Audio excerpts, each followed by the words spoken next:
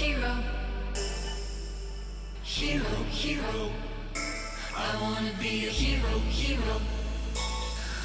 Oh, the hero comes, I can hear the drums and a horse is drawn to the kingdom come through the pale moonlight. Our hearts ignite to the call. Oh, claim your prize for a crown of stars. In the name of love, be the sacrifice. You and I will stand and fight, our backs to the wall. Oh, hero, hero.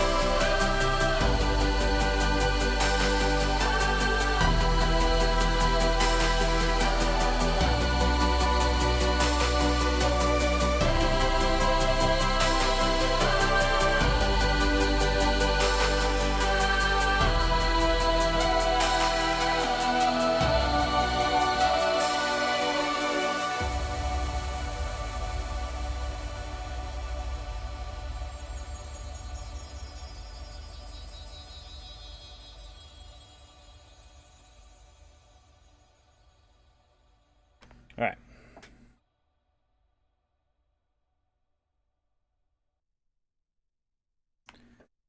Oop.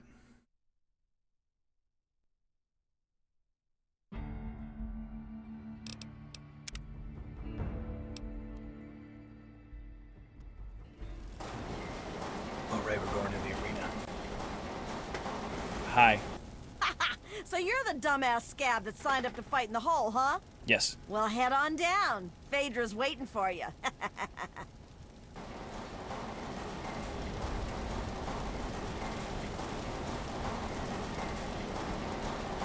Do you guys have any steel ingots down here? I'm missing a few. And what are you doing down here, slave? Don't tell me your pale ass is gonna throw down. Where do I sign up? You don't sign up. You tell me you want to fight, I set up a fight. You die, and I repeat it with the next jackass slave who comes in here. Sound good? You want in? Come on, Yeah. that's gotta be better than your life, am I right? Oh, Chad, I am so sorry. I forgot to run my pre-roll ads. I'm going to run the ads real quick. I'll be right back.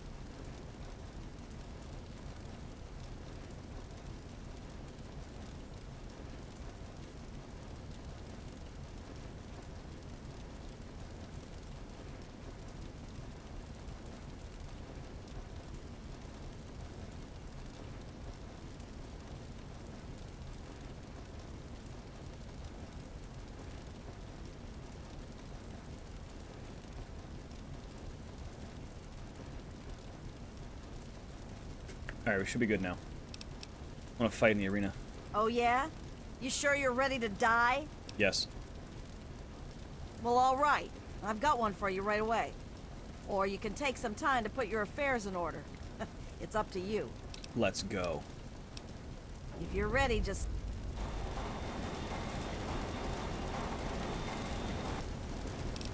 Oh, nice.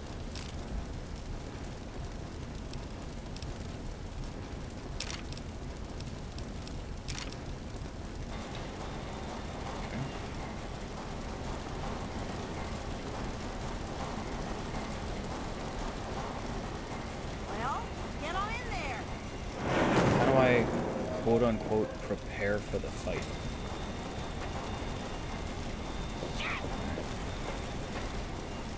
Did you just get hit by that barrel? Nice. And now, my friends, we have for you a group of slaves willing to kill and slaughter in order to become one of we privileged few. They will fight, they will die. This seems and pretty all for you, one-sided. all for your entertainment. This seems very, Are they ready to die Oblivion for Arena. their chance at freedom? Let's find out. Release the barrels. Fight!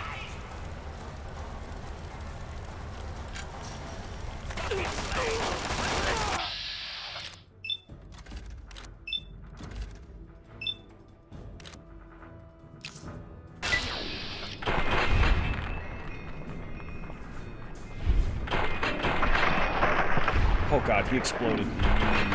What's up, Cosmic? How are you, dude? Oh, today was rough. It was a lot. Oh, I don't want the Chinese assault rifle. Thanks, though.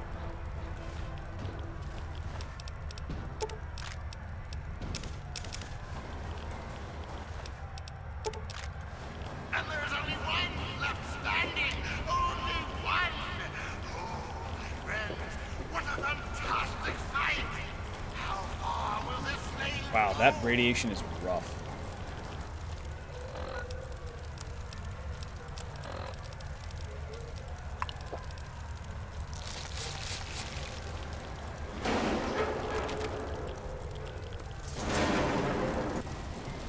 Wow. Impressive, Slave. Those were some of the toughest scabs around here. Got some fight in you, it seems. Sure. But I wouldn't get too excited. I'm sure Asher's got something special planned for your next fight. Here's something for the Rads. Enjoy it while you can. Come back when you're ready for your next fight. Oh, it's all good, Cosmic. Yeah, today was a rough day. We were really understaffed. You again? Yeah. I wouldn't count. Asher says he wants to make this one good, so he gave you the Bear Brothers. Hell, rumor has it they're halfway to Trog as it is. But I'm Nice. sure you'll do fine. Just fine. Probably. They're savage. They're brutal. They're here to keep this worker in place. The undefeated Bear Brothers. Let's find out if the newcomer can hold against real fighters. Release! Fight!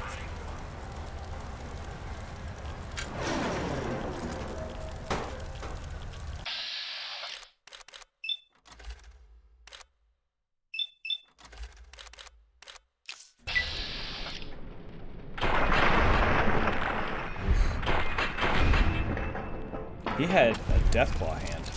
The Bear Brothers are dead! Amazing!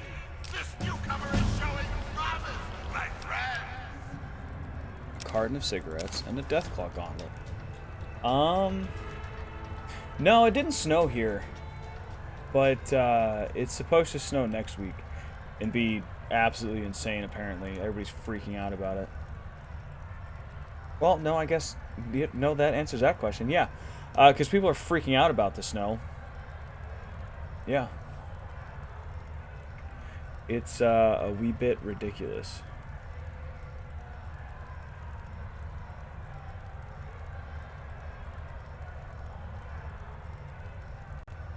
You got 10 inches? Nice.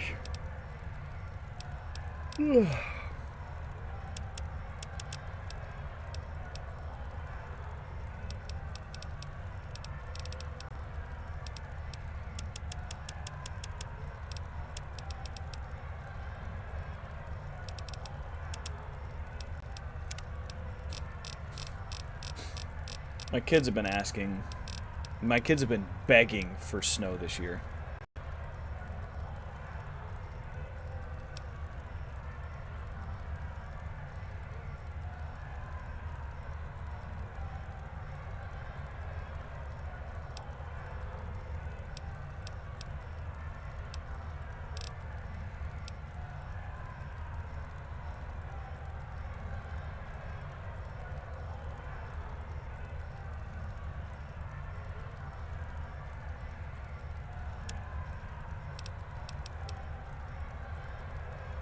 I don't know if I want Warmonger.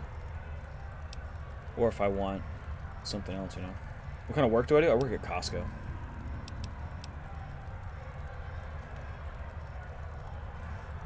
Yeah, it's front-end retail.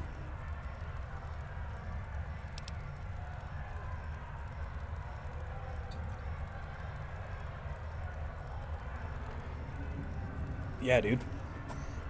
I mean, that's accurate. That's accurate. You got at least 20 inches, dog. At least 20 inches of snow. 19 and a half minimum. I think I'm going to go with Warmonger.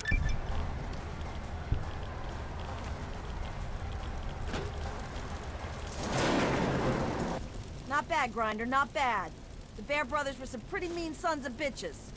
One more fight and you're free. But I wouldn't plan on making it through the next one. Here's a Really, only shot 3 for the fights? Rads. Come back when you're ready for your last fight. You again? Back for more, huh? Yeah. Look any other weapons? You have what you take in with. But if that's not enough, there are a couple of things in that locker over there. Oh, yeah, it gets rough.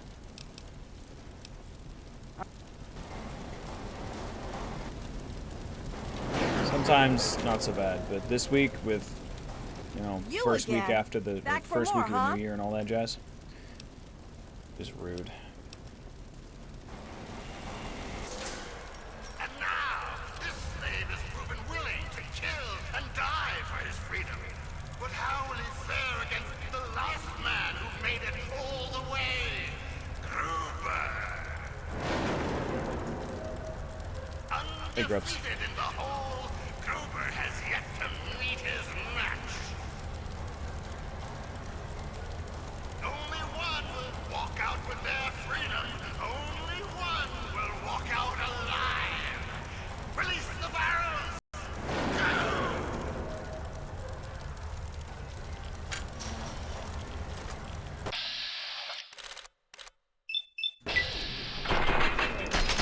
Oh, does he have the same gun I do?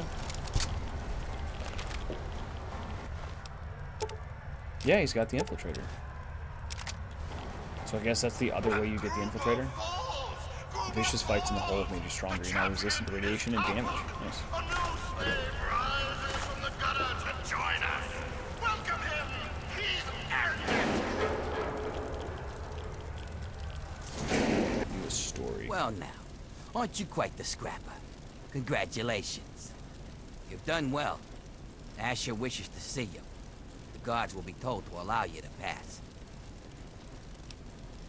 He watches over the city from Haven. His tower head up now. Take the northeast exit from here, and look for the tallest building in town. Oh, Asher also said that he has a few gifts for you. You'll find them in a container behind me. Enjoy, and don't keep the man waiting. So, hang on. Let me get away from this fire.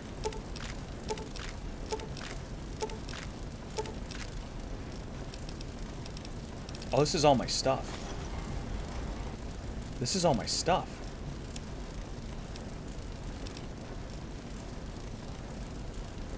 Just a normal looking dude. Just a regular guy. He's just a regular little guy.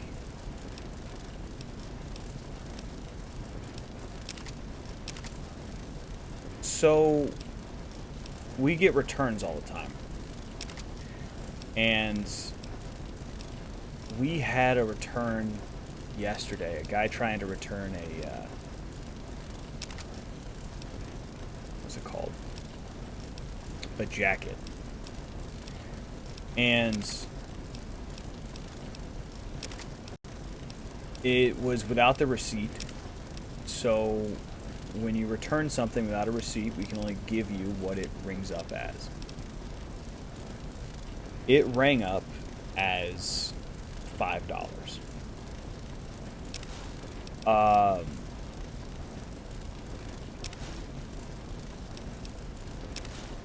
He was not happy with that.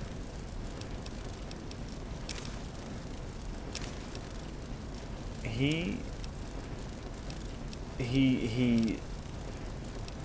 demanded that we change the price because there's no way that his family member who bought him that only spent $5 on him, and that the jacket was way more money than that, and that he wanted more than $5 back. And we got a good laugh out of it at the end, because what he didn't realize was, of course, the jacket didn't fit him because it was a women's jacket. It was a women's large, and this gentleman was at least XL, if not double XL. But he was throwing a fit. And so after he left, we all had a little giggle about it. I mean, we'll take back pretty much anything. but he was very upset and very adamant that his family spent more than $5 on him for Christmas.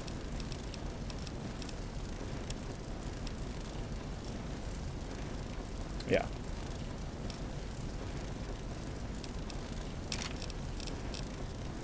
Basically. He was mad because he swore up and down that it was more than a $5 jacket. And that his family spent more money on him than $5. And they did not.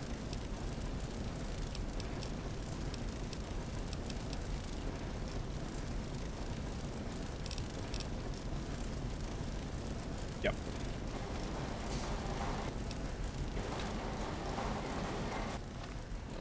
It was pretty funny. Alright, so that's number 1. Infiltrator is going to be number 4. Oh, no, not Infiltrator, sorry. They're both 5.56, but I want the Perforators number 4. Sniper Rifle is number 3, until I get a better Sniper Rifle.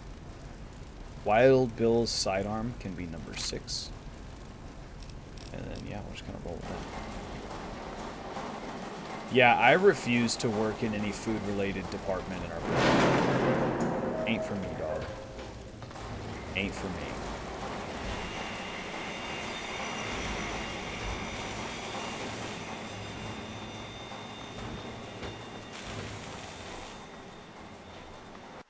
Oh, it's not here? Somewhere else? Oh, it's that area on the other side around the corner. Yeah, it'll leave a mark, for sure. It'll get to you if you let it, and sometimes it gets to you deep.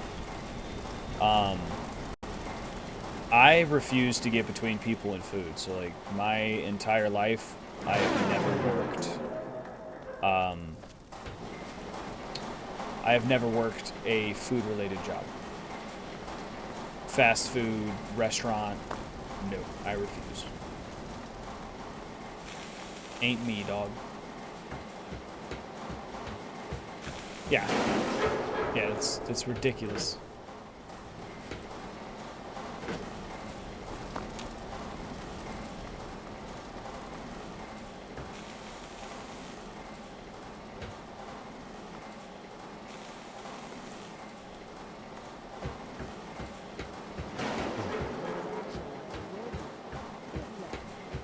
Lord Asher, huh?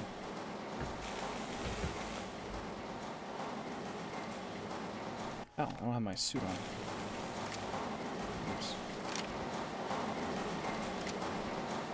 Here we go.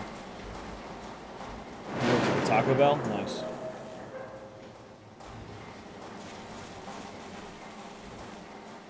That's a lot of jet, dude. There's a lot of jet here.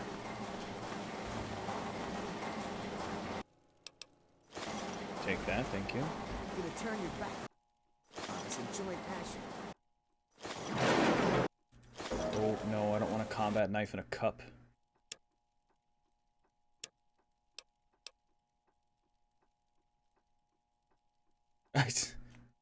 Right? 50 tacos. Someone yelled in the kitchen. 50 tacos? Well, you know, it's 50 tacos, dog. It's ridiculous.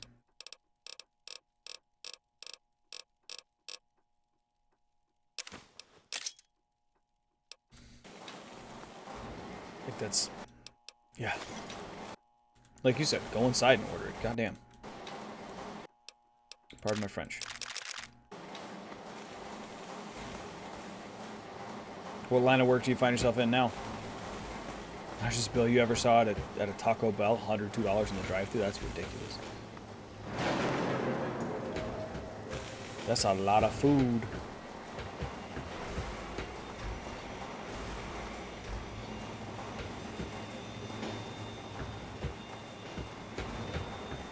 You're a mortgage broker now? Nice.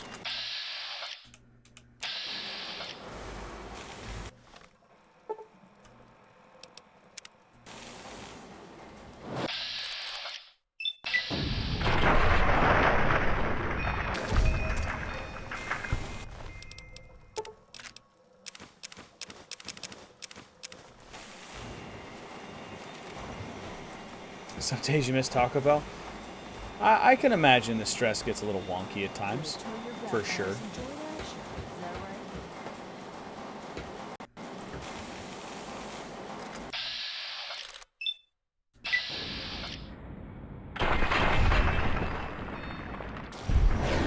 Yeah.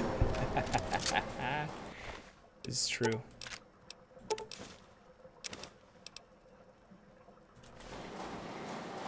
The thing looks cool. 12.7 millimeter. Subby wubby machiny weenie gun.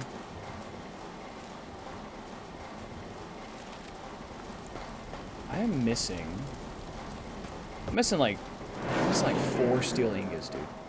3 or 4 steel ingots. And I couldn't find them outside.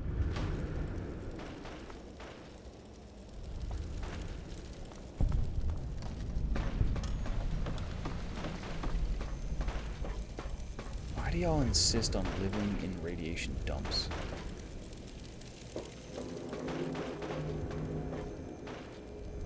Jeez.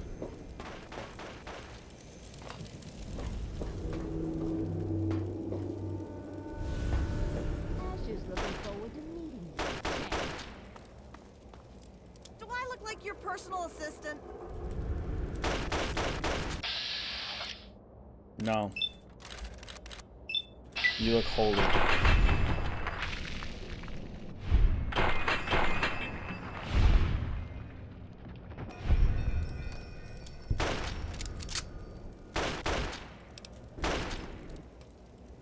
Yeah, dude.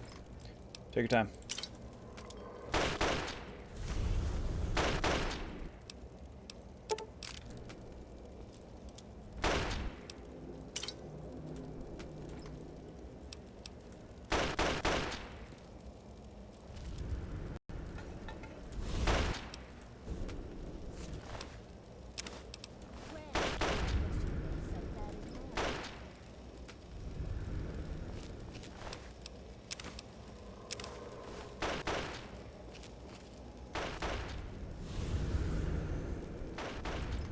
I really like the fact that I can just shoot these people and no one knows.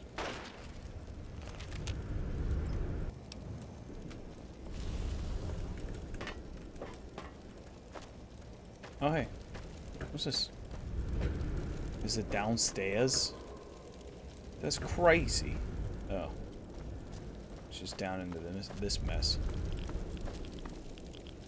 Really don't wanna.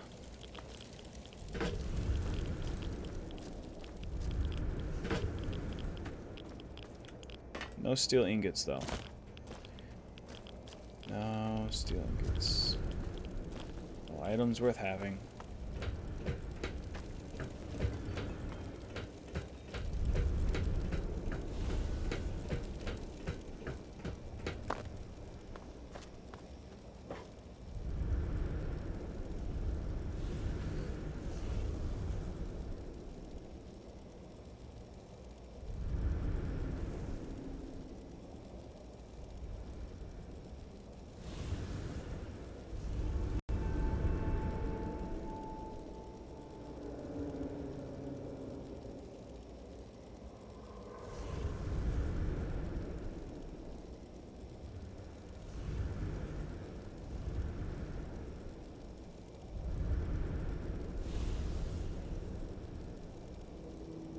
Okay.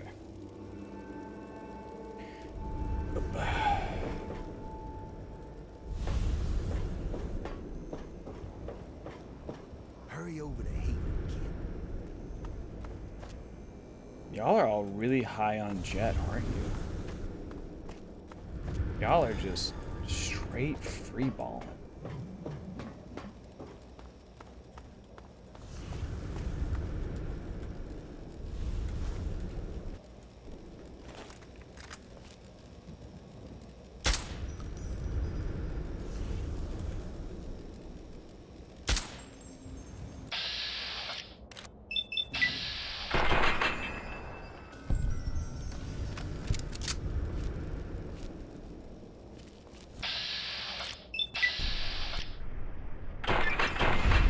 Lulu is Delulu.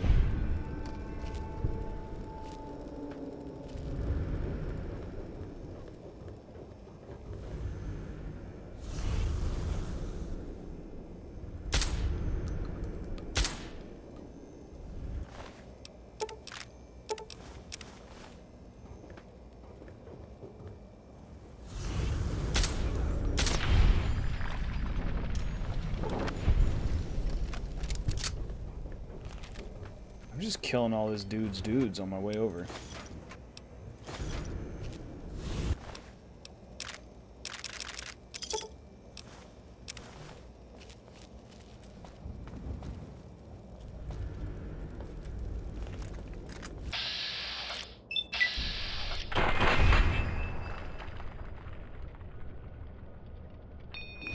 I really like the fact that I'm gaining good karma from killing them, though.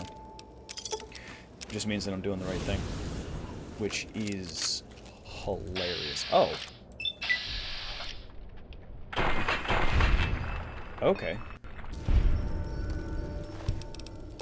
Dude's gonna find out all his people are dead.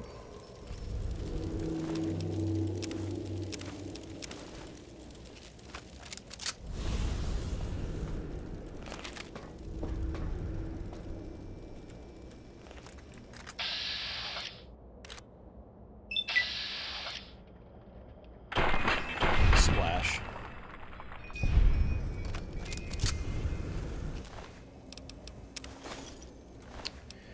Not what I meant to do.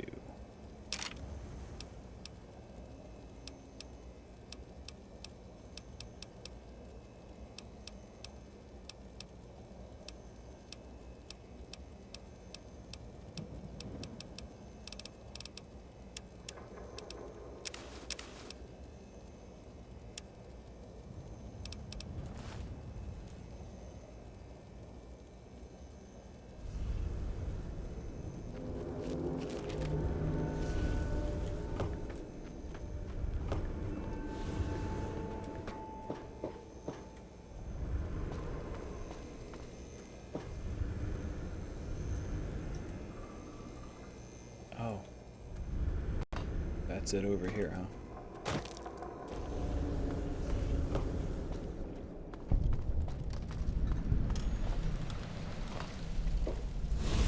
Interesting. Is that like being born anew through the bowels of the metal chained mother? I don't know.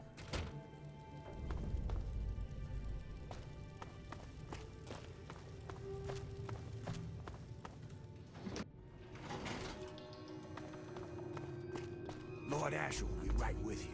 Feel free to wait inside. And I'm telling you, I've got it covered. I'll be with you right after I maintain some order and dispense a little justice. And I suppose you'll follow that up by raising the dead. No, but I may heal the infirm later in the week. Time permitting, of course. Sir, we've had sightings of Werner back in the city. And there's been an increase in chatter between slaves. Workers. What?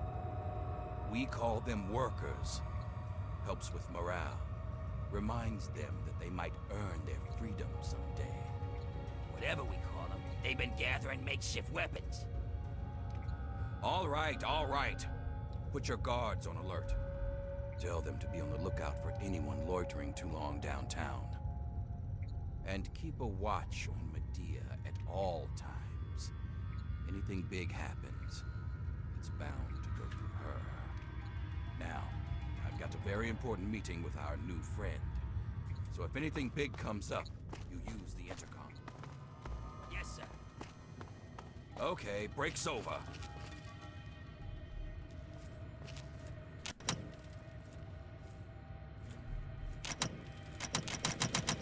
Why can't I use that?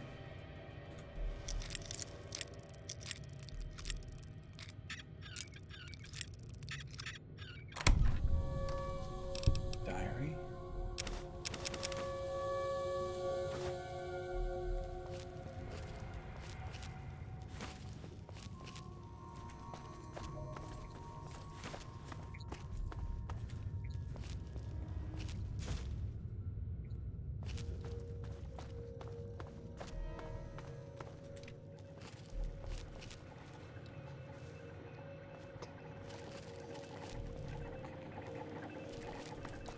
Hello? I can't really talk now. Isn't my husband waiting to see you? Oh, interesting. Nice work in the hole, New Blood. Knew you couldn't be one of our normal workers. So that begs the question, Who are you? And what are you doing in my city? I heard the pit was building an army. I'm here to join. It's complicated. You just say I'm new in town and looking for work. I'm the hero who's going to kill you and free the slaves.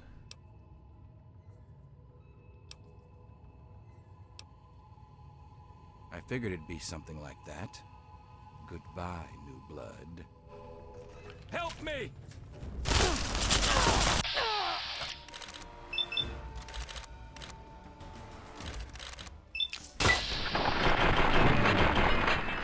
Oh, wow.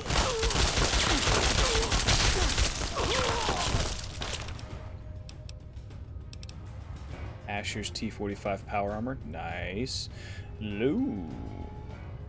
Nice, dude. You see the best outcome in this to be helping Asher? Yeah, probably.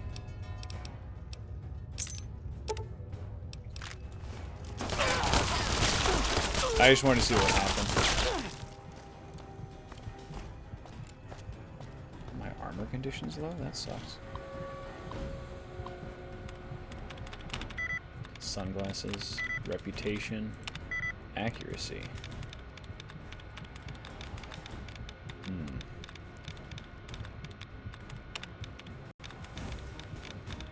Alright.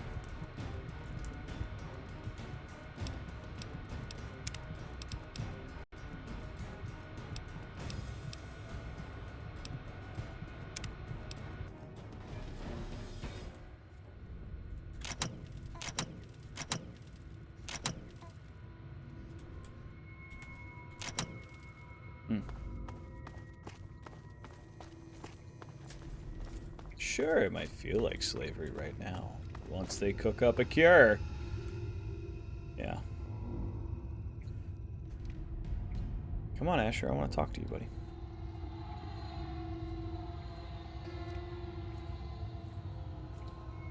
Have my daily Nuka-Cola. Nice work in the hole, new blood. Knew you couldn't be one of our normal workers. So that begs the question, who are you? And what are you doing in my city?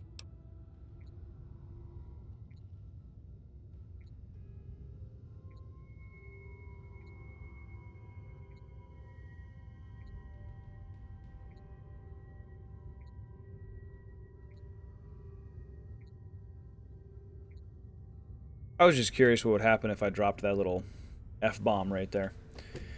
Let's see here.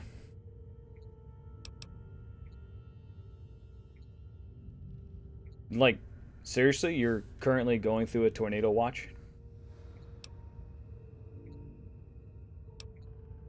It's complicated. Let me just say I'm new in town and looking for work. I understand.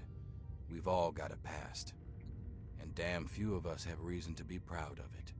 That's all behind you now. Oh, in Minecraft? Nice. In the pit, you'll be part of a growing army, a thriving industry, and maybe even witness to a cure for radiation. But we aren't perfect, and sometimes the past comes back to haunt us. Tell me, do you know a man named Werner?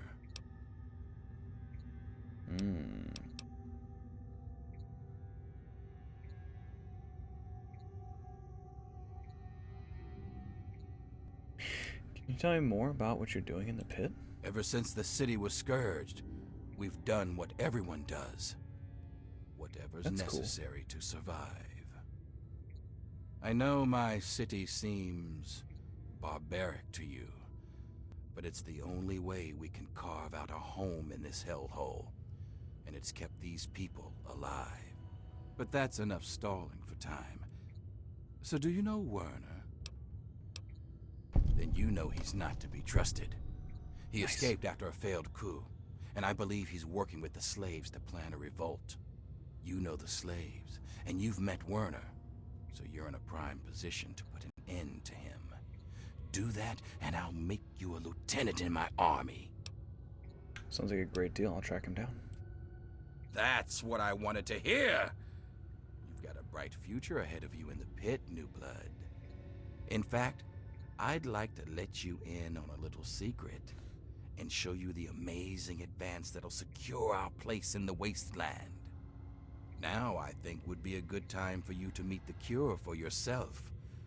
Let's take a trip back to the lab where Sandra can explain. Lord Asher, the slaves are rioting, and someone's armed them. We need you out here, and fast. Damn What's it, that I'm sound? on my way. Just head back and talk to Sandra. She'll explain all about the cure. What's that?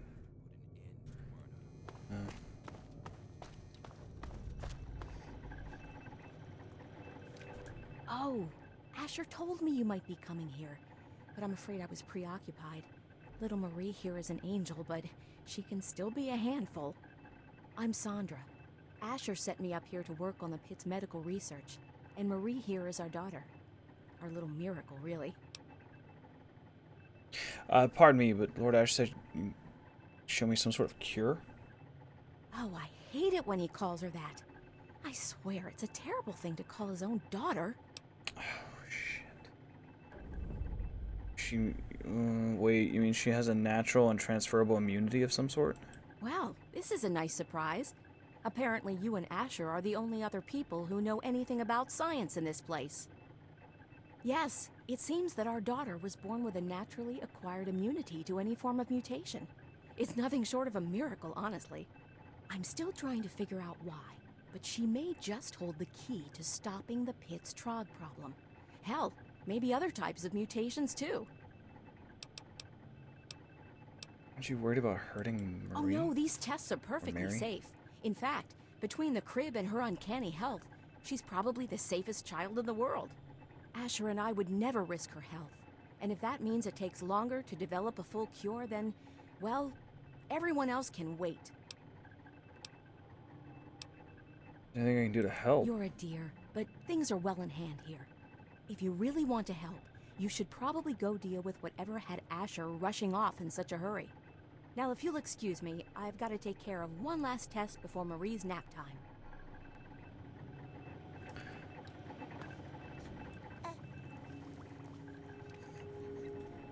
Oh.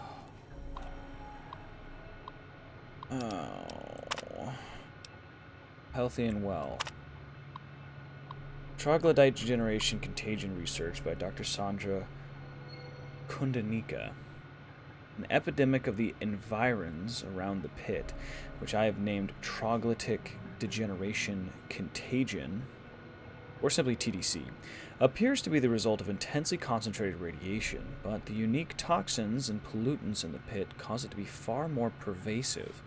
Anyone living in TDC active areas experience skin lesions after a few weeks of exposure, which can clear up after a month or more away from infected areas. For many healthy adults, this is the full extent of the effect. TDC also seems to interact with the brain chemistry in a manner that produces a number of psychological effects, even if the subject remains physically healthy. I'll need to recover more information about psychosis before attempting to enumerate those effects.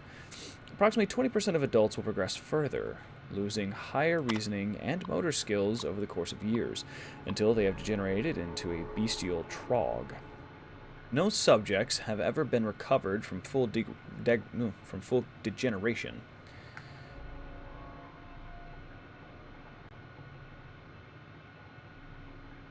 You can eat the... Oh my god.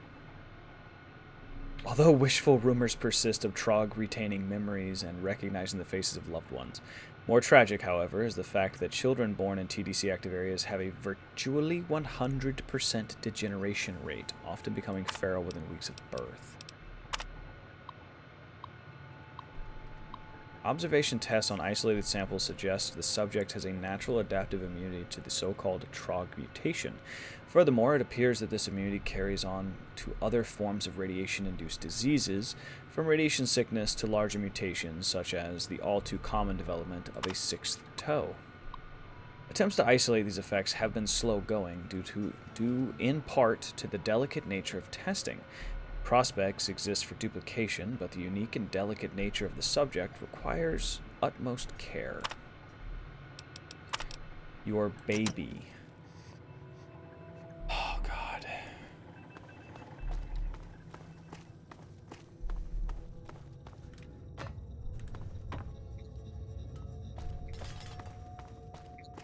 Chat, I'm real on the fence about that. It's a baby. I don't like stuff like this.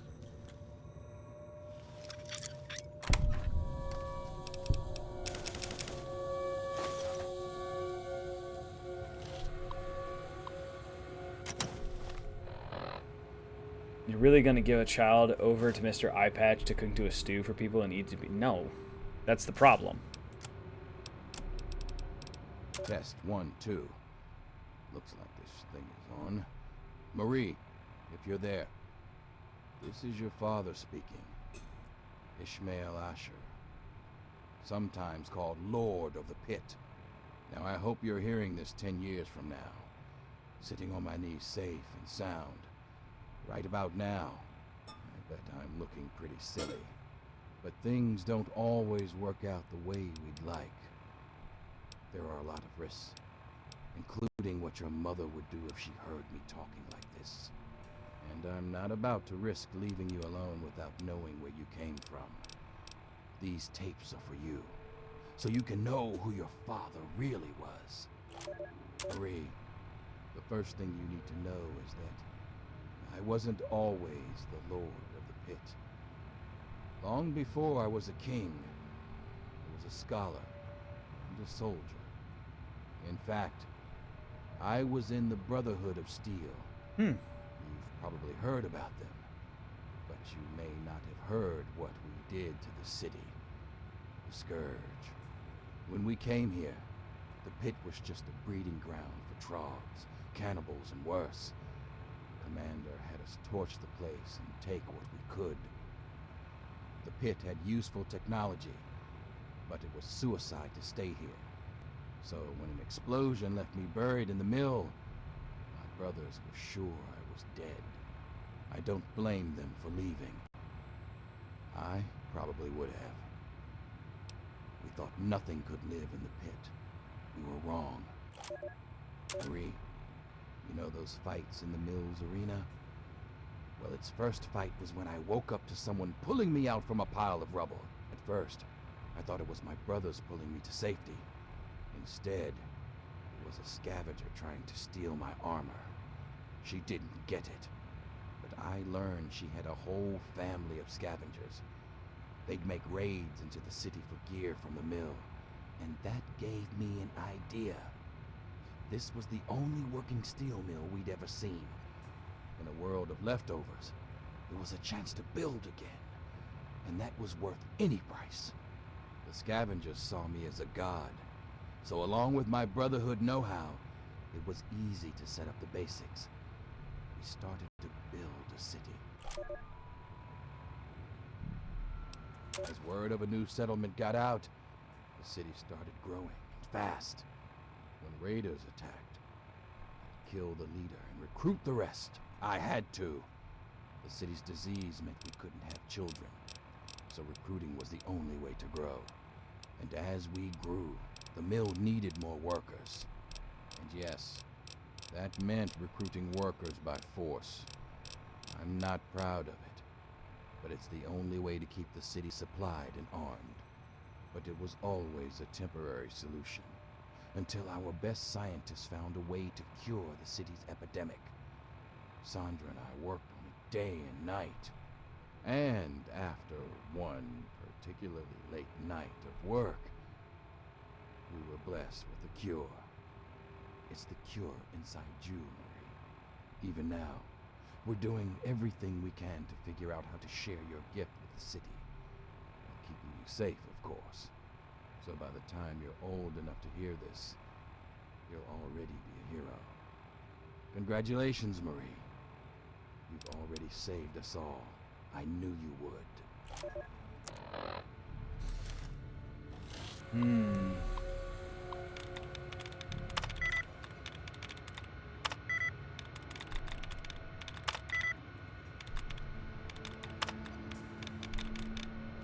So it's not separation, starvation, or generation, but it's something close to it.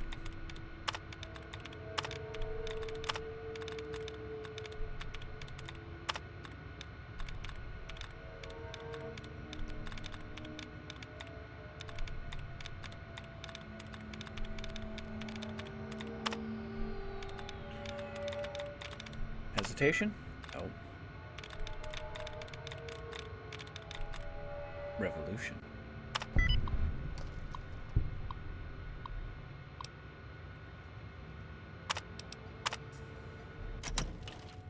Okay.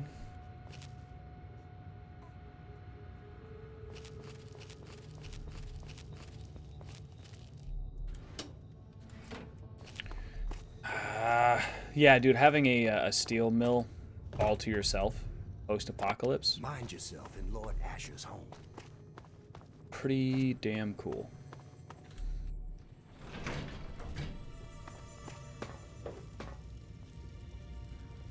Why are you guys outside fighting this good fight? I'm not kidnapping a baby. Thought you could hide, huh? What? That was your plan. Grenade! Grenade!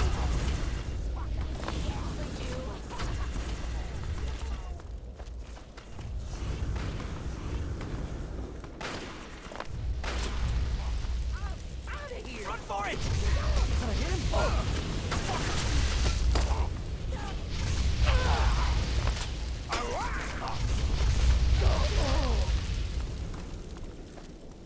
Dude's name is O-Dog.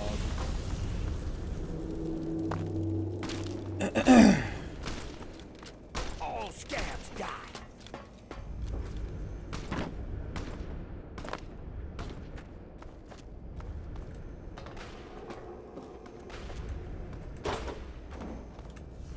Dude, that sucks.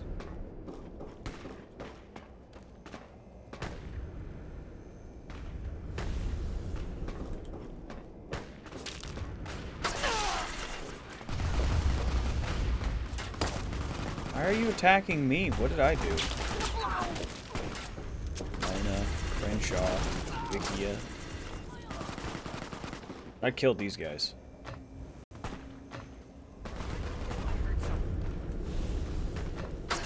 Why are you attacking me? What did I do to you?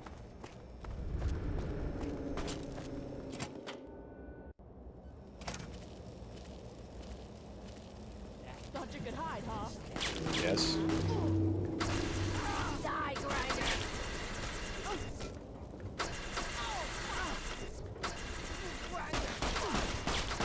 Trouble man.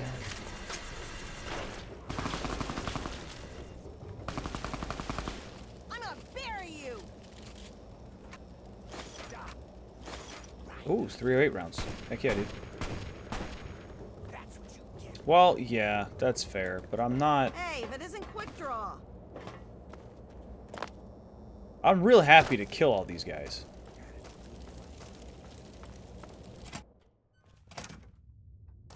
So, I suppose you signed on with Asher and his kind, did you? No. You're not the first to win their freedom and forget where they came from. Sorry, but I just couldn't kidnap an innocent baby, even for your freedom. We're just supposed to live and die in slavery and watch our children turn into monsters, all because you don't have the balls to do your job? Wake up, you simple-headed sap. That baby could do more good for us than all of his mongrel raider family ever did for us combined. If you want to live, tell me where Warner's... you want to change anything except getting the slaves killed. They'd rather die for freedom than die working for the raiders. Fine. If it'll get you out of the way, go check under the blast furnace in the steel yard. Look for a rooftop door in the southwest. It's got a blue light, you can't miss it. But Warner will put you in your place. Sure he will. You guys knew it was a baby this whole time and no one frickin' told me. You knew it was a baby and you didn't tell me. Stupid. That's stupid of you. What did you think was going to happen? I was going to go in there, I was going to kidnap a child? That was going to be a vial of a cure. Of course I'm going to take a vial of a cure out of there. That's not a problem. Why are you shooting at them? I'm happy to kill all the Raider scum in here, but I'm not going to let you, as Control Station Enclave pointed out, boil a baby down for you to have your own frickin'... Keep him pinned down! Oh, God. That's enough.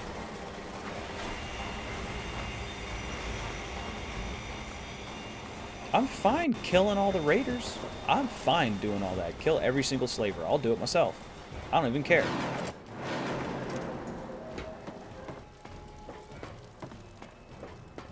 God, dude.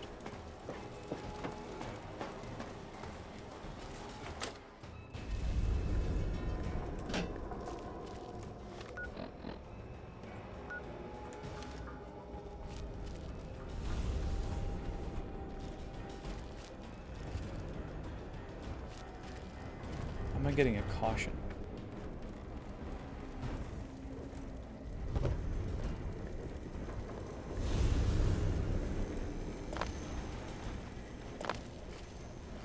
Triggered all these robots out here. Slaves have turned into worse things than raiders. So desperate they forego morals just to get something they'll eventually get faster. Just get something they'll eventually get faster. Yeah. Stupid. Bunch of idiots. Figured this was an actual door to somewhere. Oh?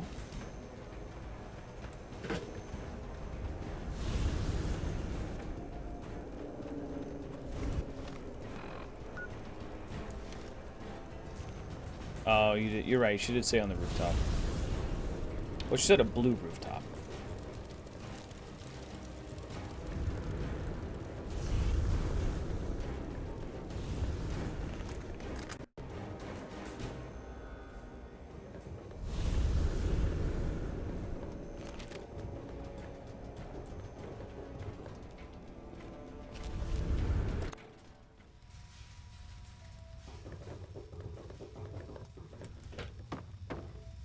Ah, you finally made it. I've got everything ready, and there are plenty of tests to run, so hurry up and put the... Brad... Wait. Where's the cure? Did you lose it? Where is that little bastard? Mine's over, Warner. You never told me it meant kidnapping.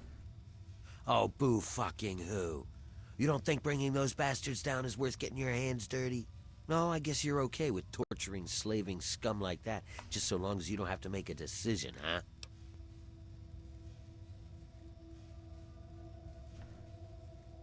One chance, Warner. Leave now, never come back. Nah, I don't think so. You may not have the guts to...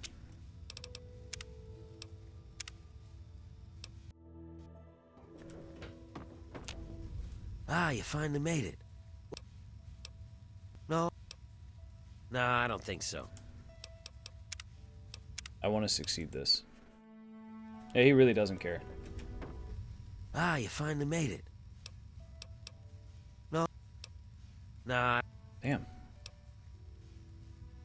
I don't want to have to kill you. What's the matter? Still afraid of getting your hands dirty? Let's see if you've got any guts at all. I knew I heard something.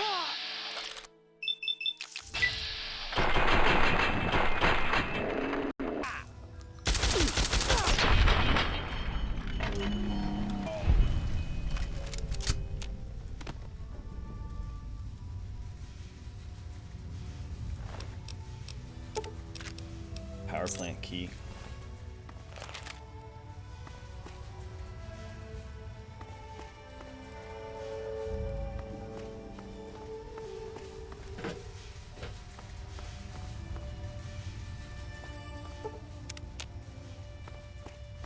Dude's loaded up on jet down here too.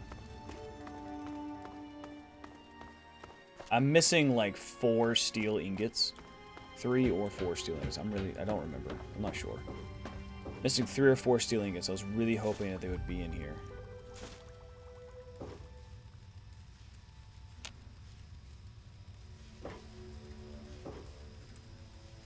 Big sad that they're not. I'm like 4 steel ingots shy of getting the 100 steel ingots.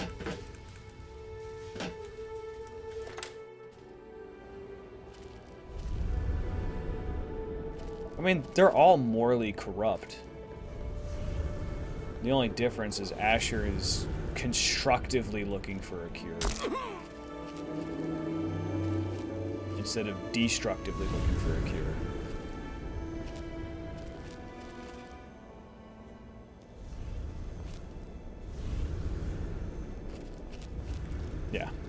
lesser of two evils is still evil.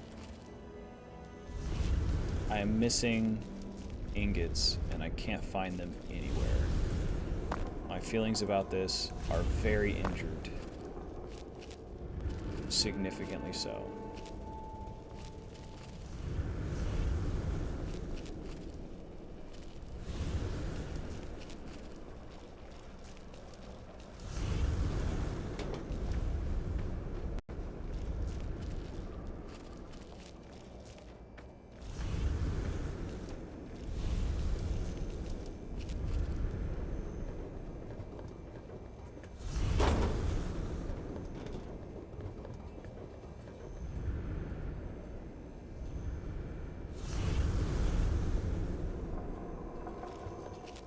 Well, so that's the thing, is the only ones left, it's got to be a single pile of 3 or 4.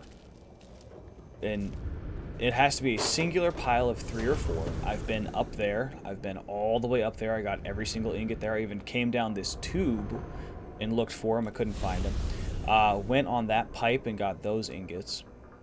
Got the ingots in that trash can. Got the ingots in the trash can over there, or the dumpster. I got the ingots over there around that corner. I don't know where the last ingots are going to be. Like, they have to be in some sort of either insanely ridiculous and impossibly obscure location, or in the most obvious location anywhere. Yeah, because I got these ones. These ones are gone. Oh! How did I miss those two? Son of a bitch. Well, now it's a pile of 2 somewhere.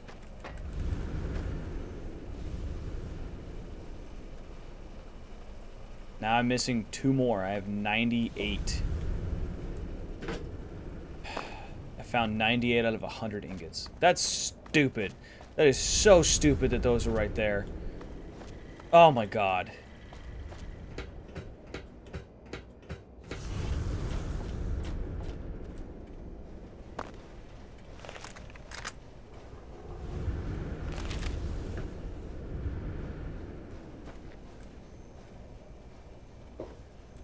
Glasses? Oh.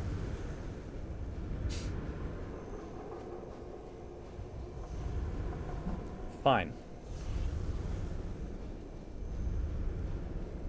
Not sure how this is going to help, but whatever. It's a little close for my preference.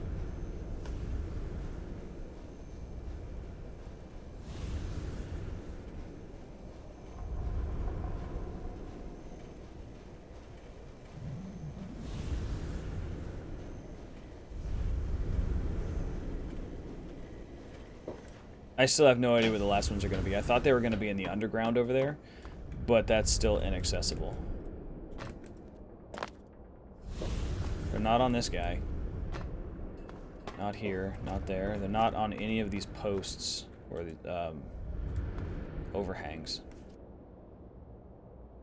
X-ray vision. My X-ray specs. I searched in the mill, or in the foundry there, multiple times. Still nothing.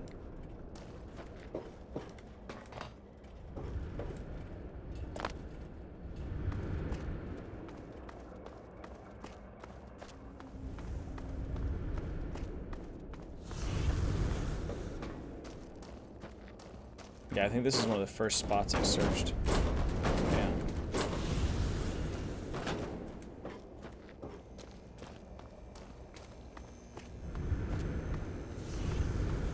Is there a spot that you know of that was just like so stupidly obscure that you're like, why didn't I think about that sooner? That I may have missed?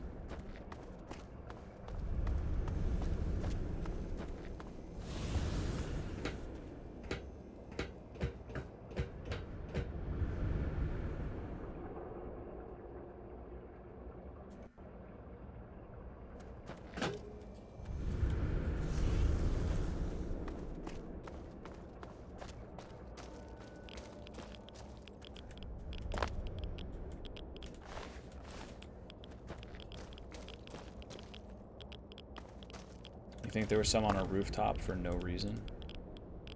Yeah.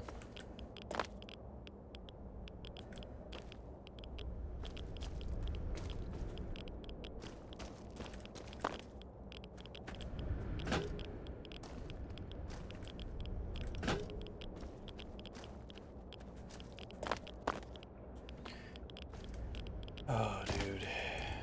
Found all these.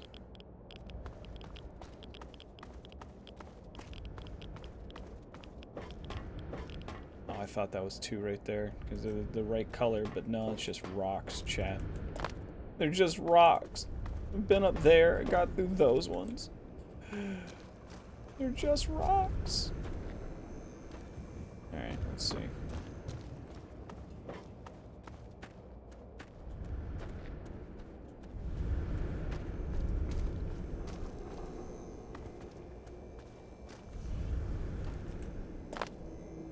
Nope. Nope.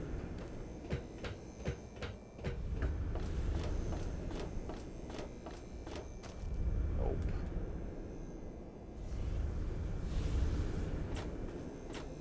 Could have swore there was some near the radiation. Yeah, I got them. Yeah, I got those last night because I spent a good amount of time hunting for these yesterday. I could not frickin' find them.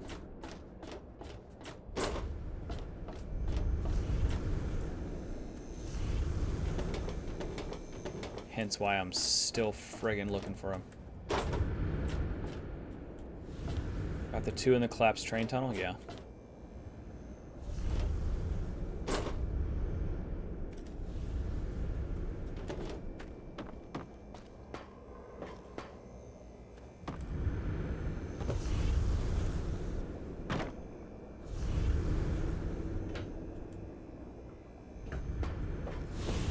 There's none in here. Nope.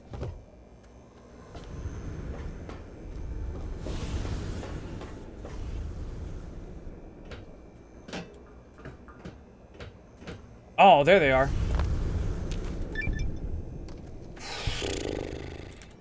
Finally got all 100. Oh my god.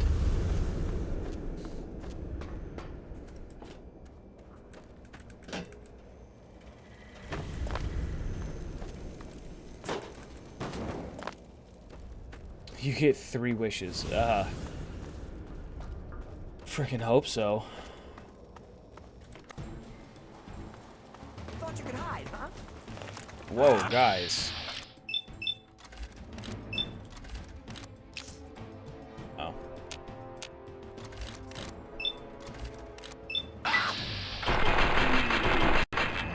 Listen for a beat.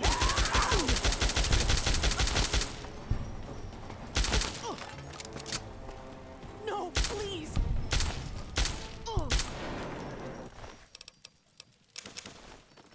I didn't want to kill you guys. I ran away for a reason. It wasn't for my safety. You can't grant my 3 wishes, but I have them. Fair.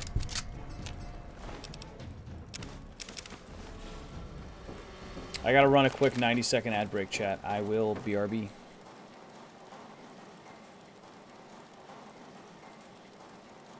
I'm gonna take a pee break.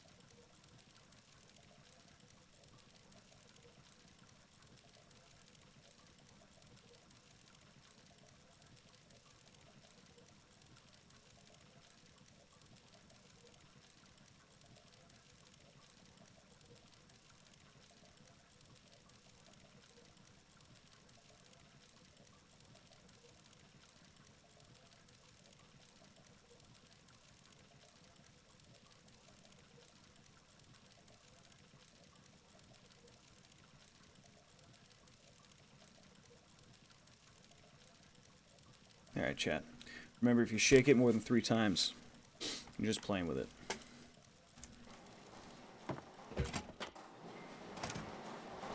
Oh, my guy's gone. Oh, there you go. Saw you fighting in the hole. What a piece of work. Thanks, Now guy. I know why you ain't afraid of those drugs. No hard feelings, huh? No hard feelings, but I'm not taking any more of your shit. Understood, champ? But if you want to keep collecting ingots, I still got plenty of gear stashed away. You bring me ingots, I'll make sure you get rewarded. Can't be more fair than that. Nothing like some heavy labor, huh? Well, I'll be damned. That makes 100 ingots you found. And here I remember thinking you'd be lucky to bring back any at all. Ain't no question. You earned the treasure of my collection. This armor goes all the way back to when the Brotherhood tried to wipe out the pit. Some of the tribals who worshipped Asher made it to look like their god. Try it on, and you'll feel a little like a god yourself. T45 tribal. Okay. Yep. Guess you got every last one out there. You're one hell of a stealer, kid. Can't believe I'm saying this, but I think you cleared out the whole place. We'll get other workers to salvage metal from the buildings. You take a break.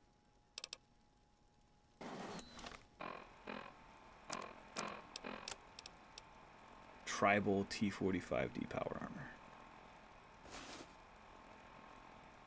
Still over encumbered.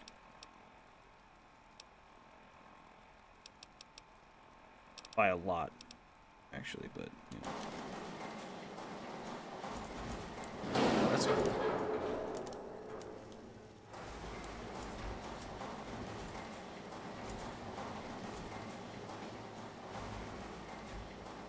It's actually pretty cool looking power armor, chat.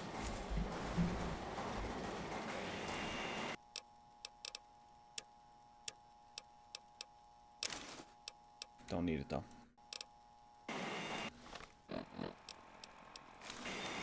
Fucking inventory's full up again.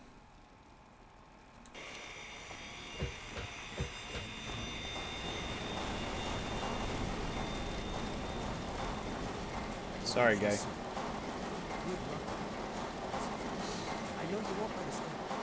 I mean, I already did, apparently, but I'm not feeding a frickin' kid to Werner.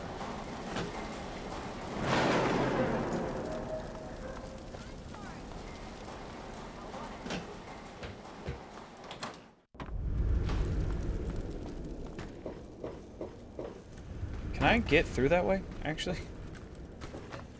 Can I just go around?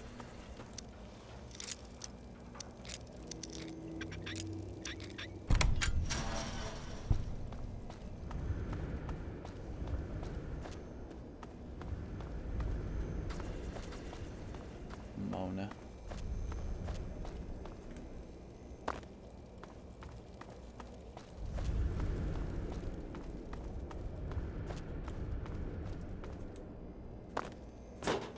I feel bad that they all died, but like, damn, dude.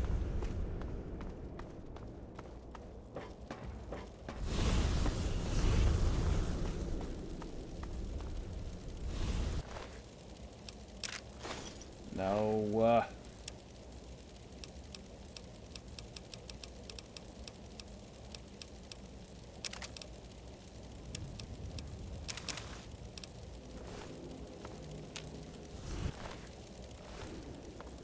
Okay.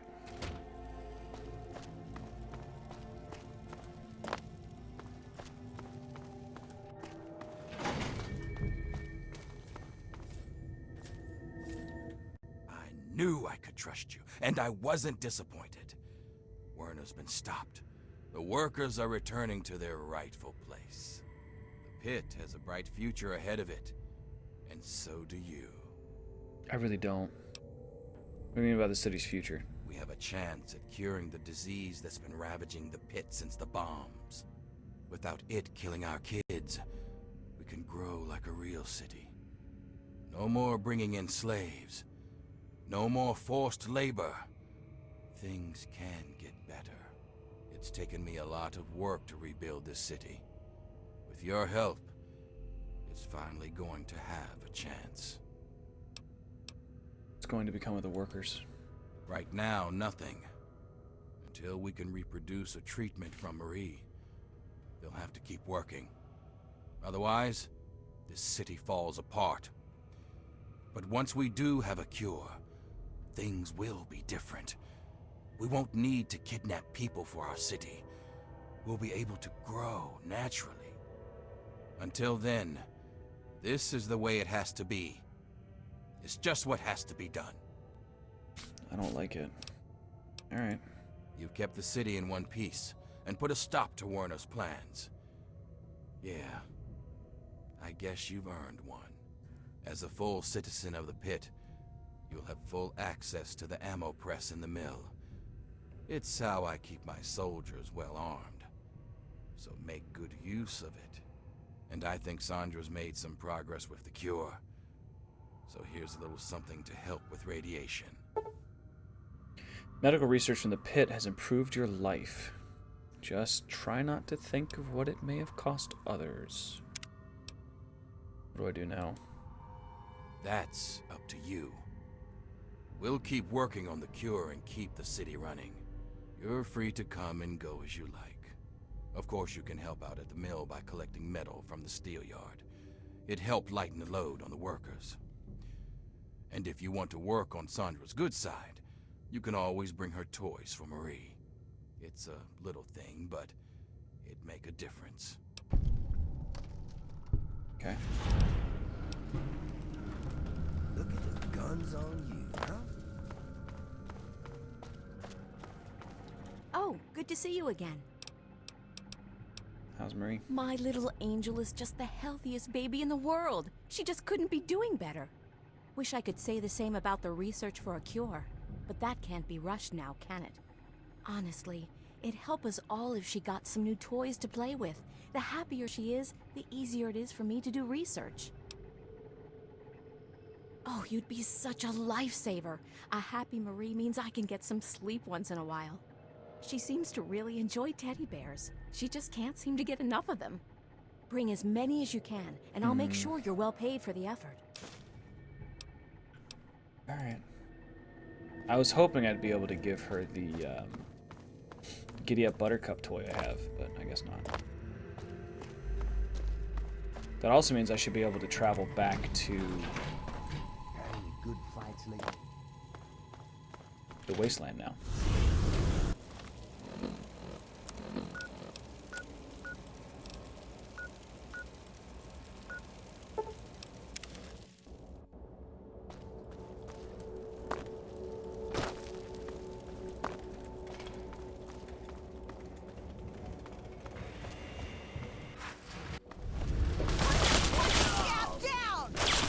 That'll teach you a lesson, Nate.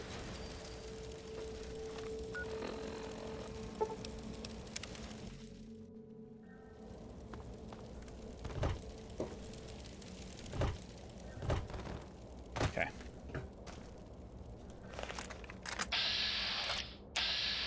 Oh. That was unexpected. I wasn't expecting to find wildmen out here. Okay.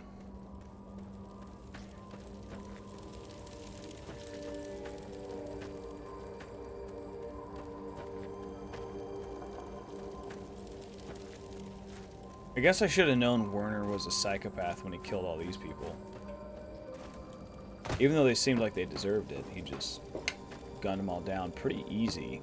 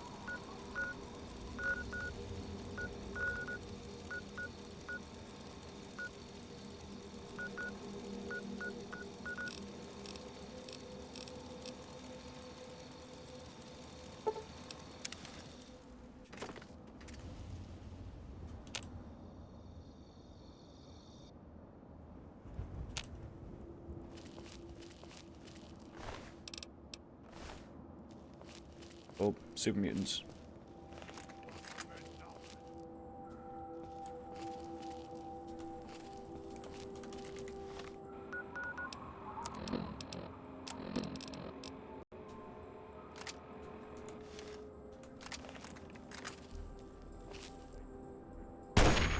Ah!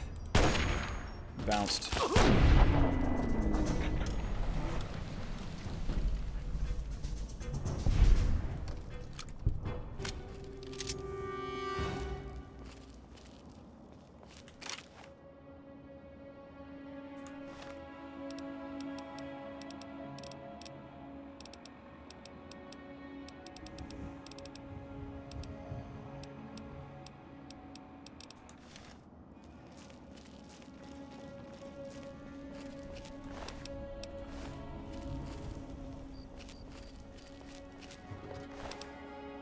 .308 rounds. Nice.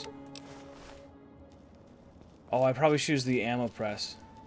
Next on the agenda is deciding if I want to start a new character going into Fallout New Vegas. Because this is Tale of Two Wastelands. I could just take this character into the Mojave.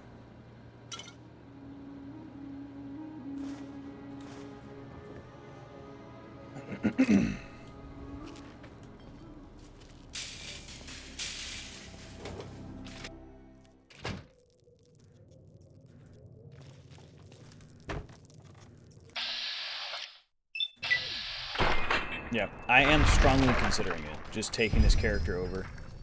Like, well, what did they do when they were done with this? Yeah, they went and did a whole bunch of BS. Ended up as a courier. Got shot in the head.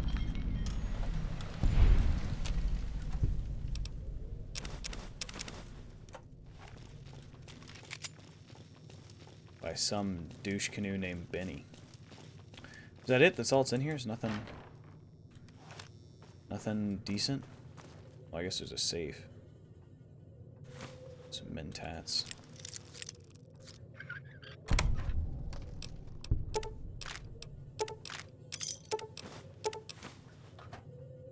Okay. Did you hear what happened to the storyteller? No? Are you talking about Ron Perlman, or are you talking about, like, a sub-character in this, in the Fallout universe? Door to Radiation King?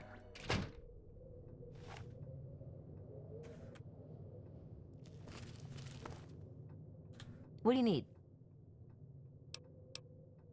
Everything has a price. Take a look. Nice.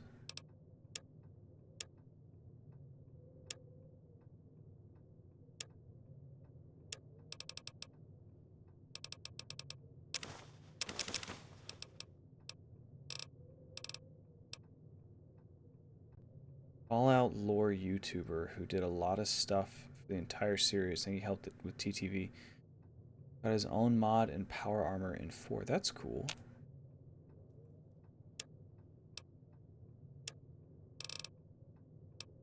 A pleasure. Let me.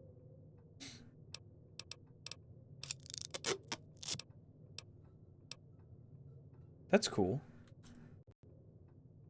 Oh, he died of last year. I'm sorry, died of cancer last year. That sucks.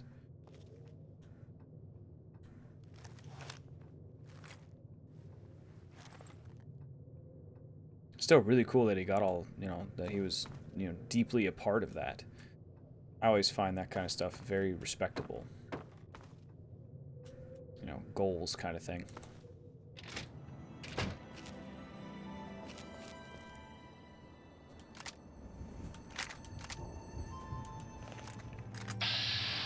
Thanks for turning around at the right time, buddy.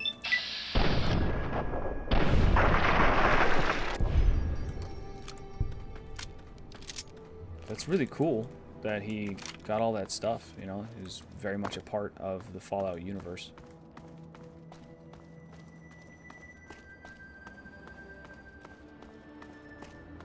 That kind of stuff is always really, really cool.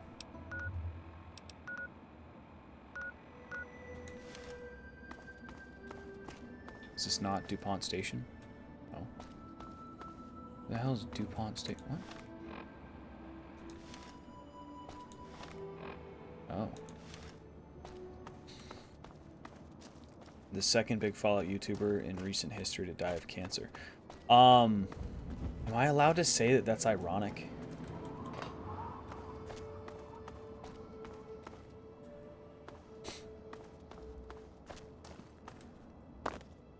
Yeah, see, I was thinking that exact same thing.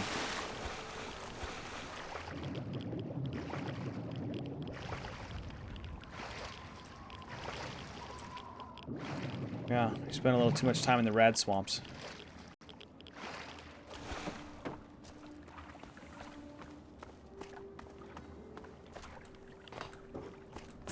Sounds like a cool dude, though.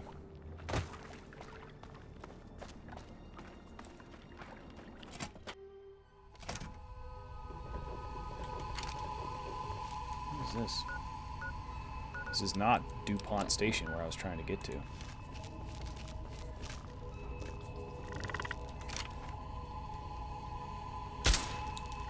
Damn.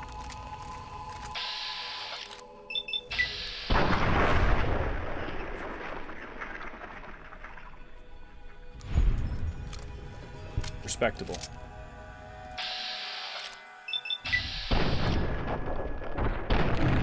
Not sure I missed that first round, but okay.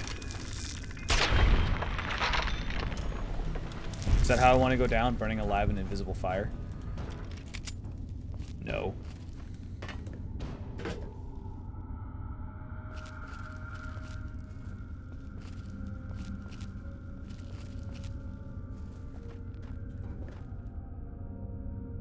One of the fastest and easiest ways to die is drowning or asphyxiation.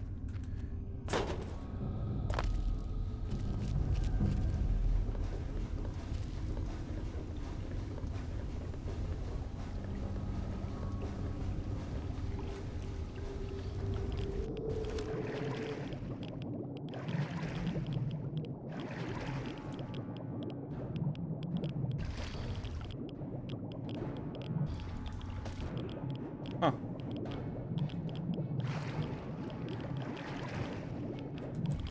There's nothing in here. That sucks. I'd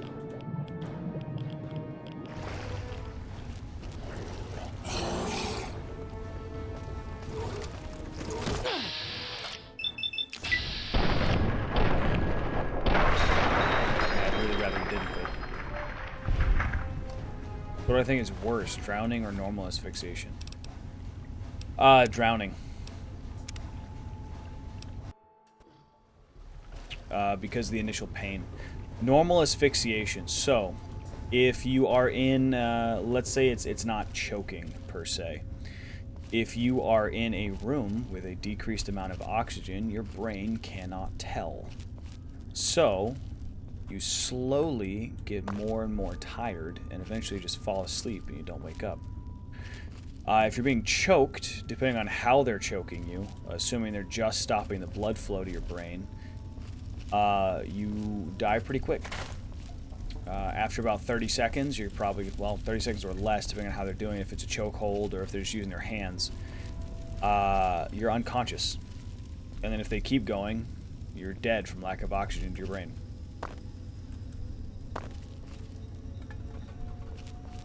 Quick, easy, relatively painless. Drowning, you have the initial pain of having to inhale water. If you exhale completely and then inhale water, you'll be unconscious fairly quick, but you're gonna feel it first.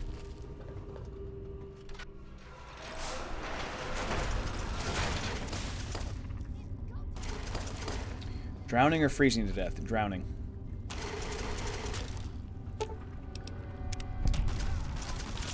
Significantly less painful than freezing to death.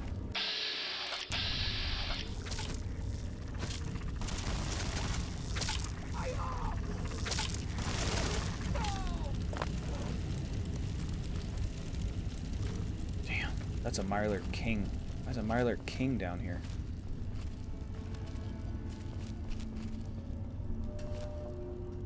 .32 caliber rifle. Yeah, because if you're frozen...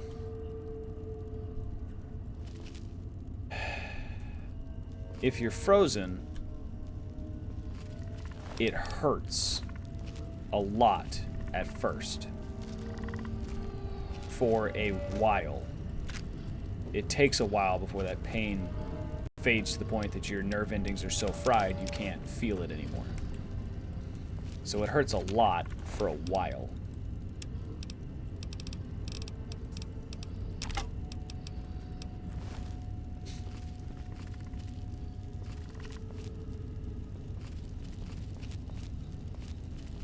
Yeah.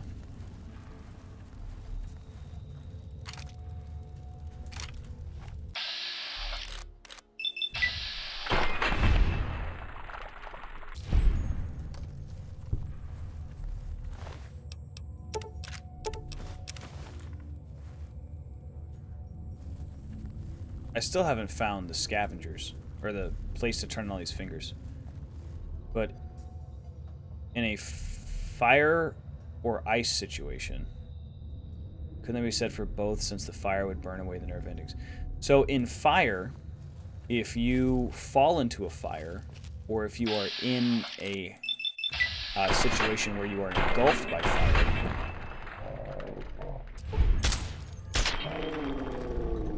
internal combustion? Oof. If you exhale completely and inhale with a good amount of force, your lungs will collapse from the heat, and you die pretty quickly of asphyxiation. Same thing with smoke. If you have the availability of smoke inhalation versus burning to death.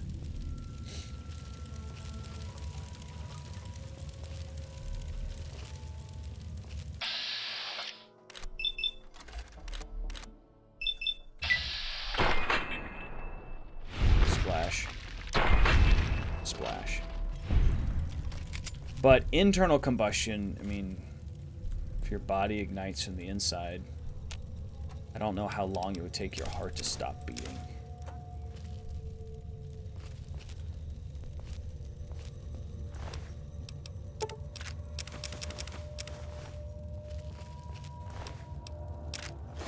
Ah.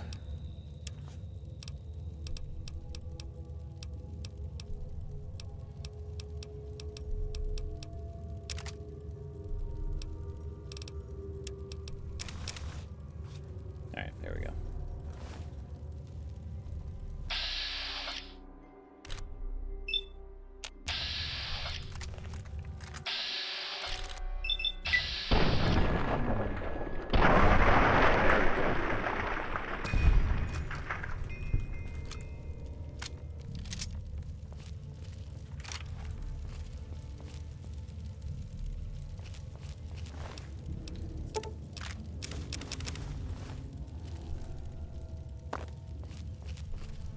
Yeah, there's a lot of depth to those, though.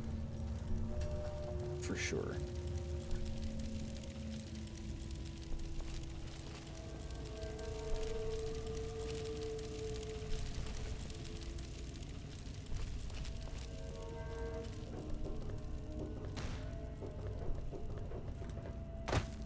Chat, I'm pretty sure I collected all the bobbleheads, but for some reason I feel like I'm missing one. I don't know if I got an achievement for it or not. For the boobly heads. White line.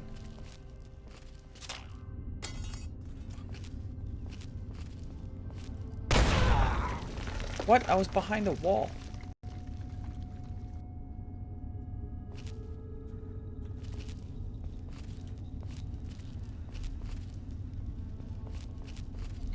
There was a, when I was a kid, my family and I used to watch CSI, Crime Scene Investigators. And one of the episodes they had was about spontaneous internal combustion. Because it had appeared that someone had spontaneously internally combusted. And they were trying to figure out, you know, who, what, when, where, why, and how. But... oh wow, I ended up way far away.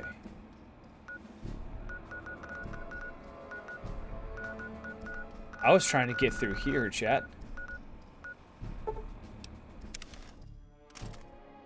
Yeah, but they were trying to figure out how this individual had died.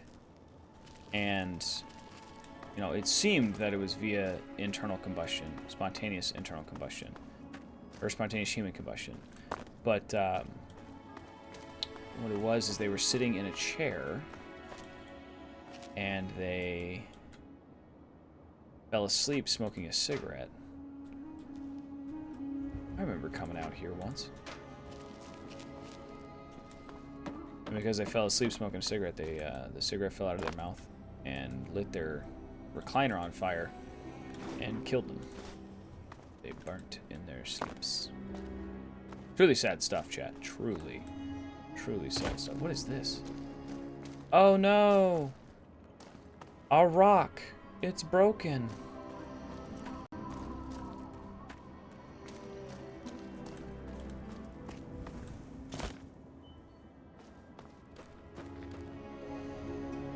When people talk about invincibility, do they mean Superman situation, where nothing can hurt you, or a Wolverine situation where you heal from anything? Invulnerability is typically being impenetrable. Not being able to be hurt is invulnerability. Immortality, though, I more view in the stroke of Wolverine's healing factor. That is what I would consider immortality, or at least close to it. I was trying to figure out how to get to this place that's on the map, but I can't find it, so. Isn't immortality age-related only? So, immortality is the inability to die. There have been questions posed over the years for friendly thought, food, and whatnot, about, you know, you won't die of old age, but you might still die. Oh, my arm's broken, that's why.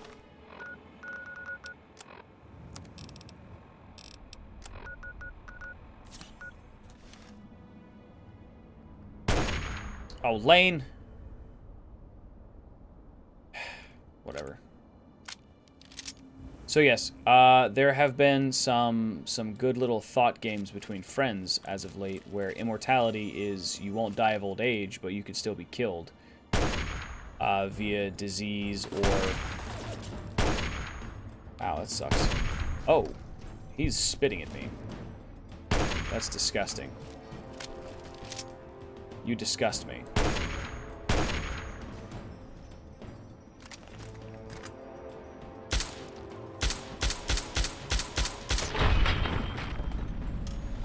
But I view immortality as you cannot die.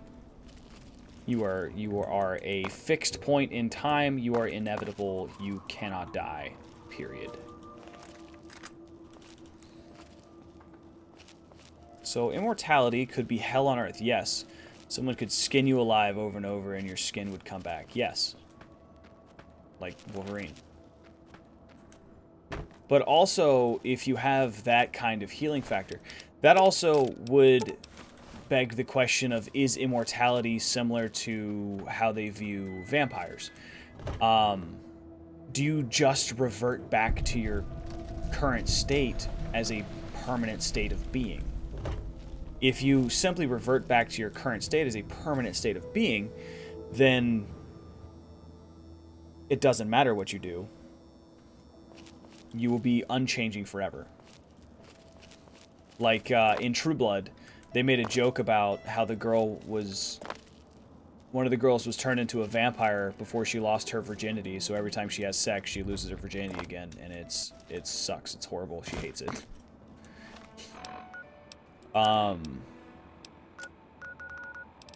Yeah.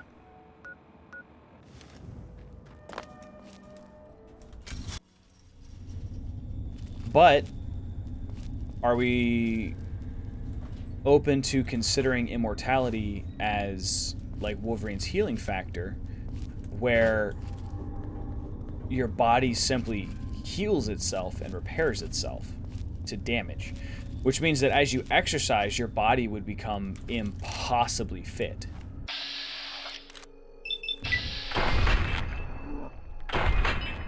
Wow, really? Jeez. Like, just doing a few push-ups a day would be able to turn your body into a Adonis machine. Because as soon as the myosin fibers tear, they reheal themselves. And in doing so, builds muscle immediately, insanely fast, almost, you know, done. So if you're out doing a bench press, you know, you can bench 50 pounds and then 75 and then 100 and then 125, 150, 200, 250 pounds, 300, and then your body would just adapt as you go. And every time you do more exercise, the myosin fibers tear and they heal themselves, and then you get stronger and stronger. But then eventually, do you become what's his face from Baki, the black guy who has to hold his muscles in, or else they'll fill the entire arena. Over time, the Earth would become increasingly inhospitable, its surface scorched or frozen, its air unbreathable, and its resources exhausted. As the planet transformed into a barren wasteland, you would remain the solitary witness to its decay. Eventually, the stars in the visible universe would burn out one by one, leaving nothing but cold, lifeless remnants drifting in the void.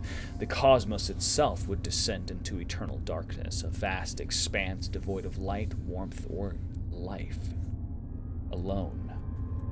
Now, if you're going to go that poetic with it, we're going to talk about how there is a theory that the Big Bang was not the first Big Bang. And every infinity, the universe expands and then contracts back to the center and then blows up again and expands. So, you would potentially be stuck in the infinite expansion, contraction, expansion of the universe. So much so that you would watch life growing anew over and over again. And if it wasn't human life the next time, you'd be able to travel the cosmos, finding newer, more interesting forms of life as you go, being the only human being present on a planet filled with fish people. And they would probably, at some point in their scientific ventures, find you, dissect you, and turn you into a science project as to why you exist, where you're from, and how you have no common ancestor with their species.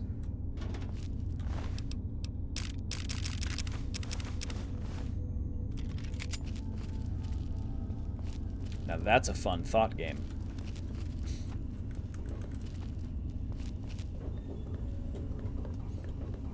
Hang on, chat. While I'm exploring, I gotta run the 90-second ad break real quick to get rid of our pre-rolls. I will be right back. We'll be there. Vault Tech.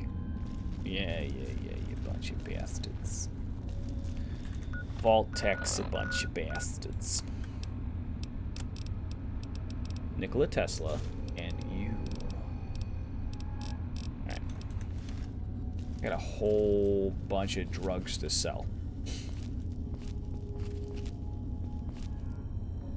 I don't remember if I picked that. I did not pick up that perk. All right.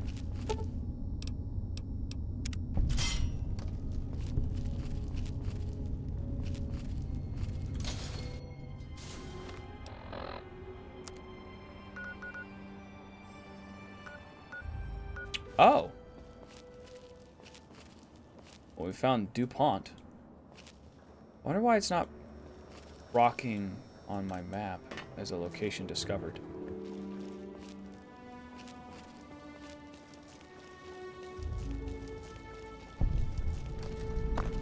There we go. So, you'd sit dead on a planet, watching as the universe collapsed in on itself before exploding outward again. The temperature would soar to unimaginable levels, liquefying everything on a molecular scale, leaving you to endure the unrelenting chaos of cosmic destruction and rebirth. And then you would have to fly through the cosmos and hope to baby Jesus you land on a planet that eventually develops a hospitable atmosphere and life. Because the chances of you landing on a planet like Mars, Jupiter, Venus, no hospitable environment, no signs of life for all of eternity, pretty damn high.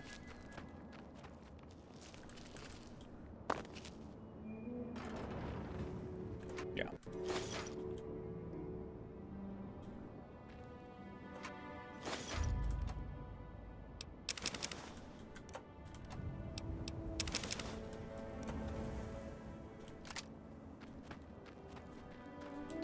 But also, in that same token, 0% chance. Why?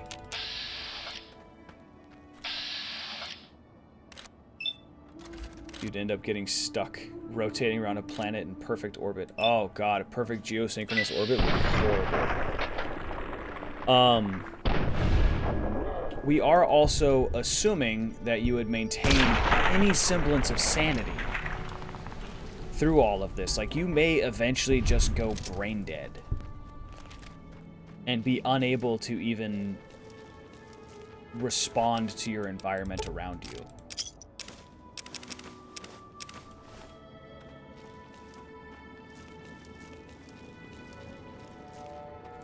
Yeah.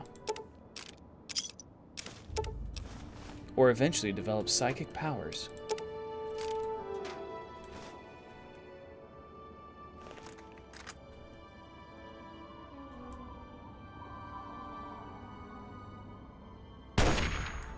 Wow, really?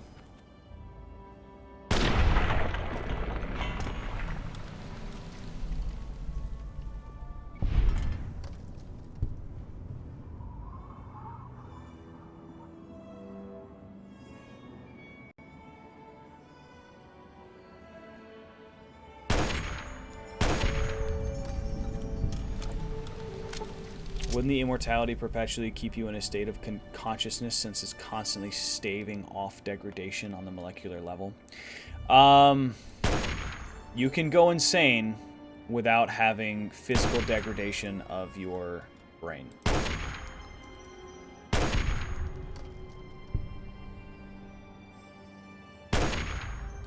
Well, maybe not, because I suppose that insanity would be some manner of degradation of the neural pathways. But, again, we haven't settled on our particular definition of immortality yet.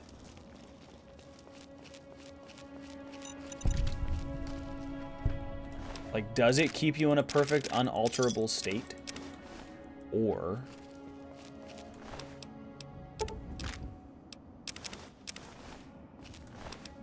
I don't know.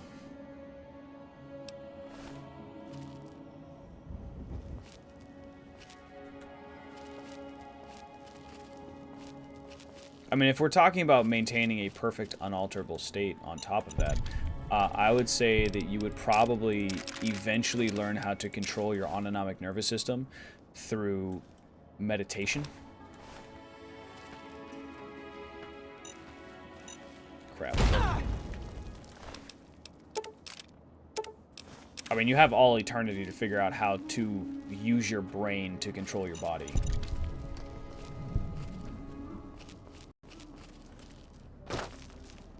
Oh, that's cool.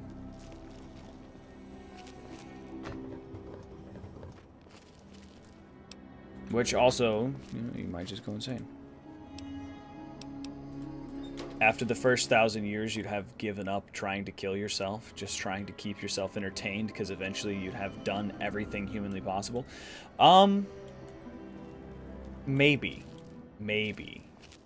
Because I derive quite a large amount of pleasure from sitting and doing absolutely nothing at times. Just staring out the window and watching the trees sway. But obviously, eventually, those are going to disappear. You know, there'll be nothing left.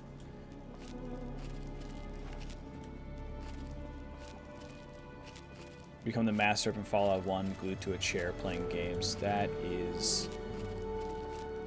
Oh, if only. But also, in the current life, you would be freed up to do quite a lot of stuff. If you had immortality, you could spend a few years on the sea floor. Depending. You would get used to the pain eventually, I'm sure. Or your brain would compensate that pain with dopamine. So that, you know, every rep you do is like you're coming. To quote Arnold Schwarzenegger.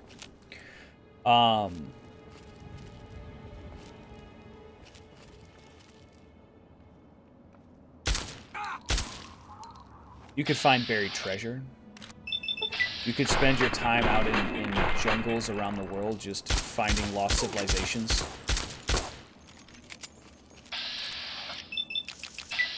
There's so much you could do before the world devolved into nothingness.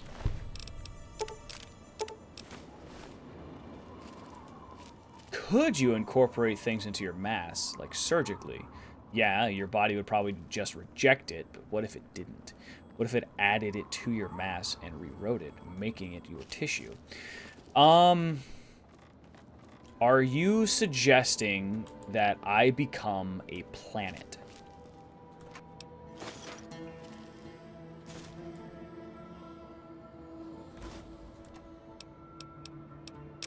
It sounds like you're suggesting I become a planet. Which, I mean, I'm not particularly opposed to that concept. That sounds like fun. But also, we could say that you could use that to incorporate machines into your physical being to become a functional cyborg of sorts. Android. You could literally do anything to your body if it allowed it. Yeah, that'd be entertaining, I suppose. No, but this sounds like it'll be good.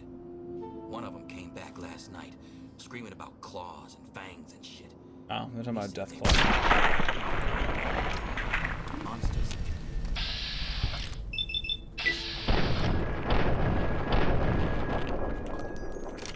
Yeah, tear 'em apart.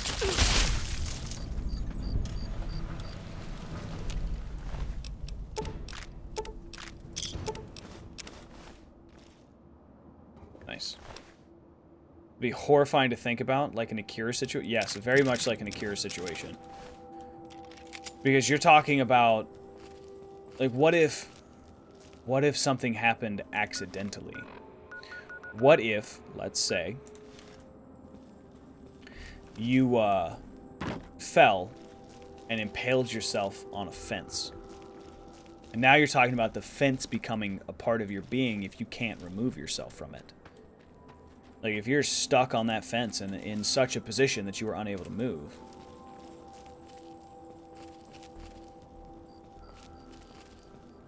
Or if at some point the world devolved back into tribal communities and they found out you were immortal and they could cut off your flesh and consume you for all of eternity. And they impaled you to a spike to hold you there. Eventually that spike becomes part of you, and you get loose, and they impale you on the spike again because they're too stupid to learn from their past mistakes. And over again, you just keep adding spikes to your body until you're some sort of deformed, amorphous human porcupine.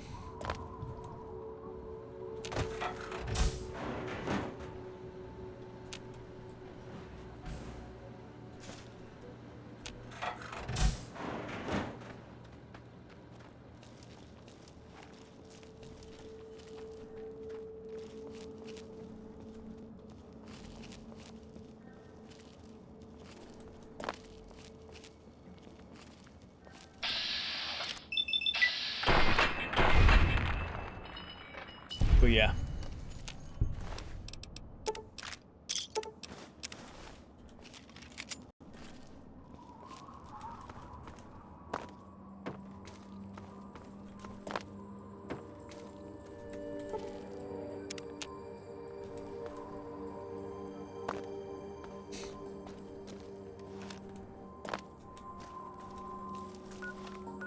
I was kind of thinking about trying to get into here, to the White House.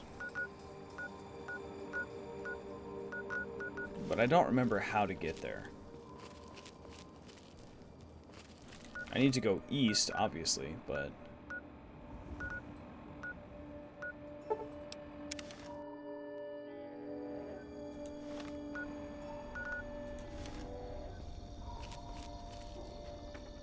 You theoretically mash your consciousness into the size of something like a memory card. There isn't. And then insert it into a robotic body. The tissue would combine with the robotic body to make a perfect blend of metal and man. Which sounds all fun and games when you originally think about it, but how do you get out? What happens when the components rust because of your acidic tissues or your alkaline tissues? What happens when you rust? What happens when you... I mean, we're also assuming that you maintain bodily function, which would then lead to what? You would still have sexual desires because your body would simply try to convert that mass back to its original shape, recreating your brain. And it's more a RoboCop situation. That would suck. Having a metallic erection that you can't do anything about because you physically can't touch your junk.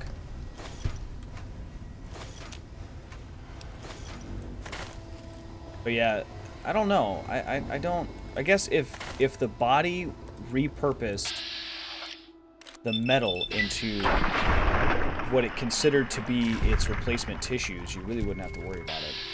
You would eventually be able to feel what the metal feels, which also could be really freaking horrible, because again, if you start to rust while being made of metal, and then you can feel what the metal feels.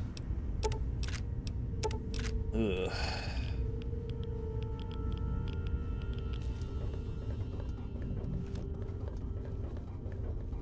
I don't know.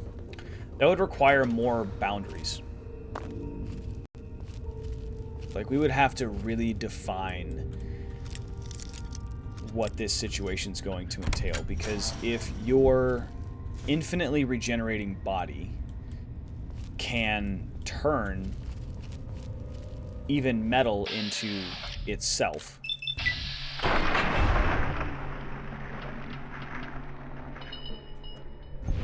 it sounds like you'd suffer a lot.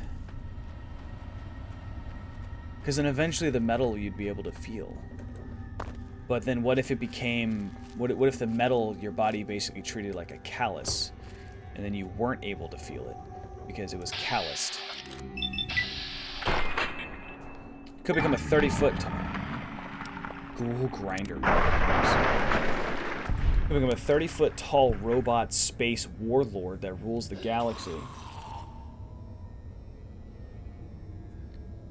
Are you suggesting that I become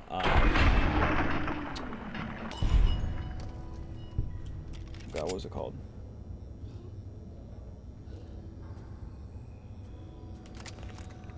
Galactus?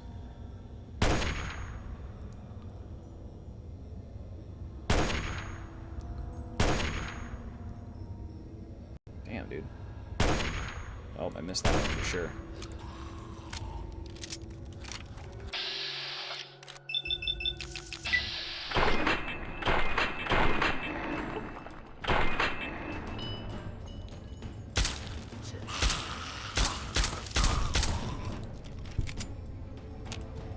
Okay. What the hell are you?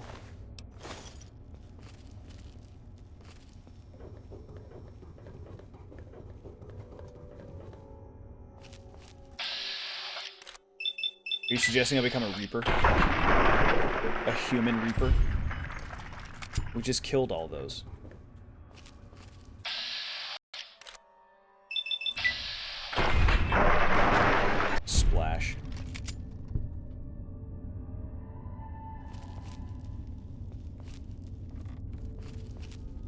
trying to continue moving east.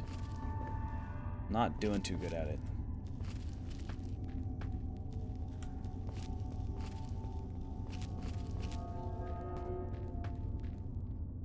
But also, that would probably entail telling other people about your ability and then bringing them on board for this kind of thing. And that would be dangerous. Unless you... Well, no. We are considering that every time you assimilate something into your body or insert something into your body, it's going to become assimilated into your body. So I suppose not. I suppose you wouldn't really need to bring anybody else on for this kind of R&D. You would just start inserting things into your body, and it would be assimilated appropriately.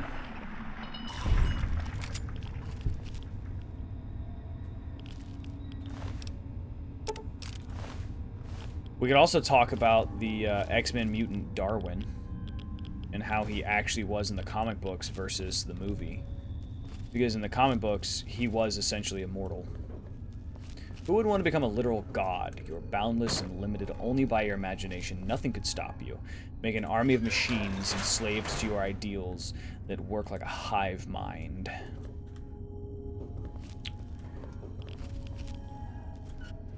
I don't know.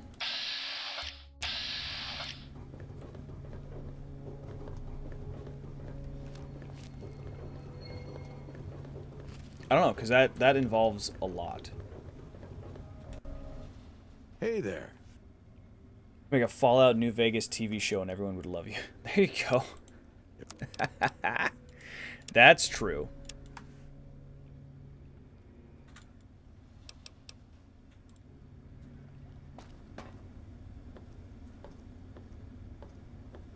Hey, be more careful. My bad, dog. Why is the tumblers today like this? Come on now.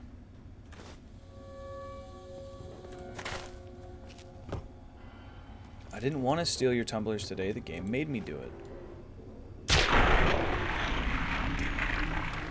And I don't know if I'd want to be a part of a hive mind, to be honest with you.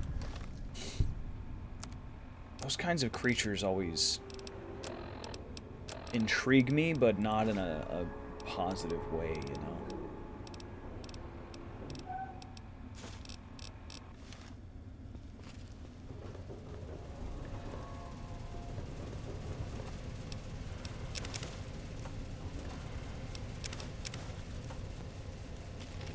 Oh, I should have sold that guy all my drugs.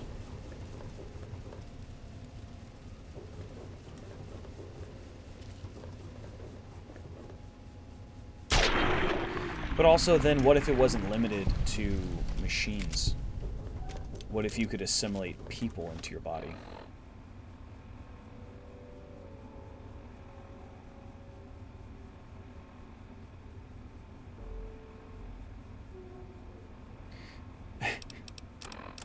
You're not wrong.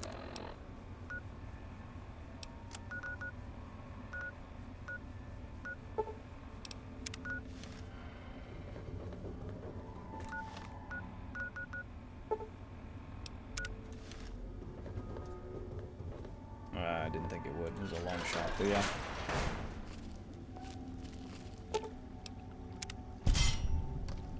Be the world's best handyman. Good.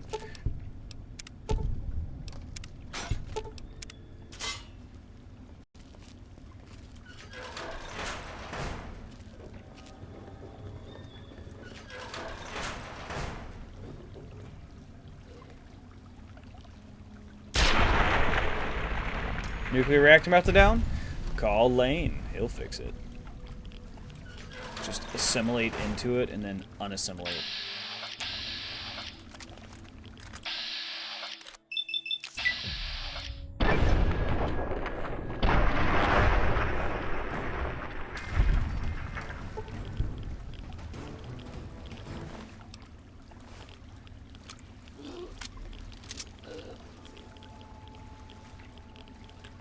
What the hell is this?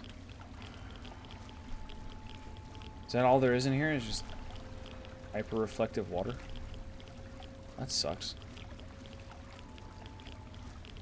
Alright.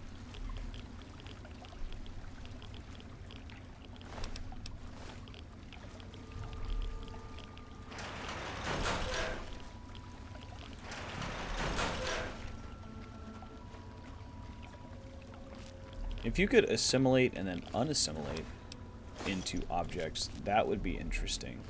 Because then you could physically become part of something, download information, and then detach yourself from it. So if you could, in theory, maintain consciousness long enough to download all of the world's pertinent information, because we don't want that 90% that's pornography. Just download all the Wikipedia files you need and immediately retain and be able to access that information, and that would be truly incredible. I have a meme for that. Oh god.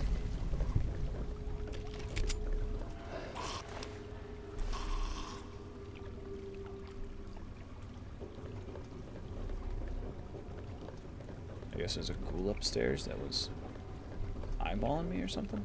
What's going on, buddy? Where you is? Where you is?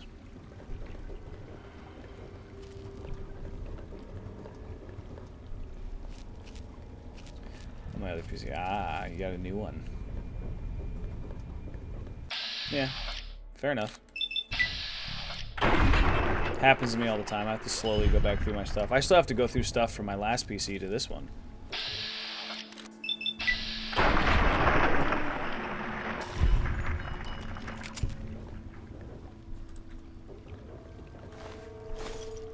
But yeah. A lot of fun stuff you could do with these concepts. But back to it, I like immortality being the concept of Wolverine's healing factor.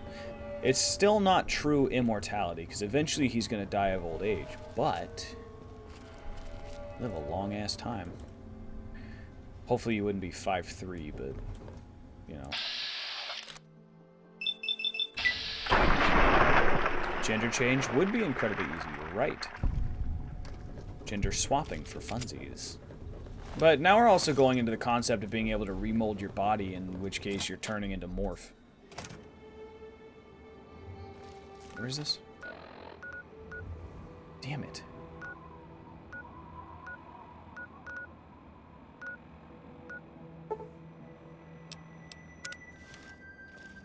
Clayman. Or Elastiman. Plastic Man? Plastic Man.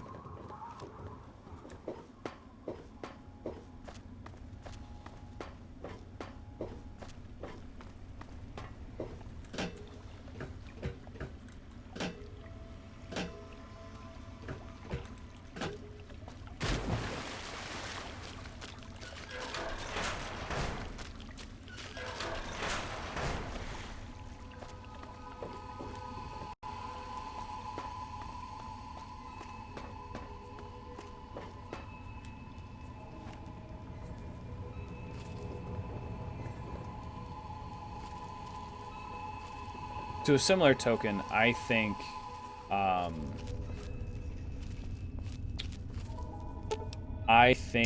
that Darwin's powers would be better.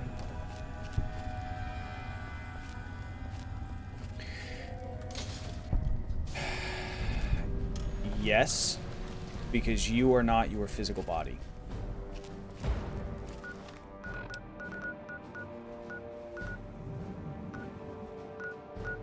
Penn Avenue Northwest. Penn Avenue North.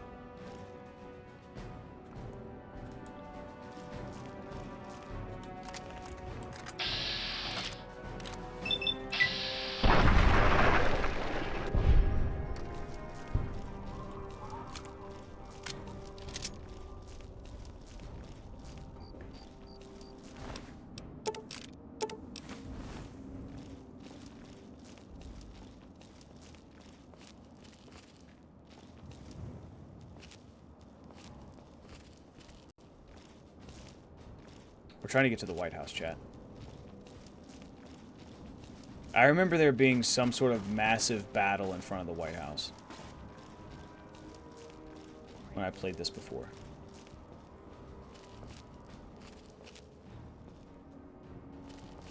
Oh.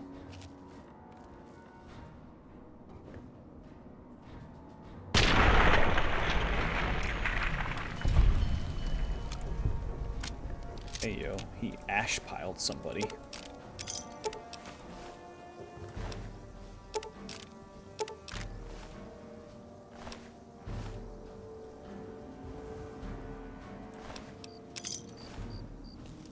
Mr. President, the nukes are dropping. Ah, yeah, he's already dead. We killed him. We took him out.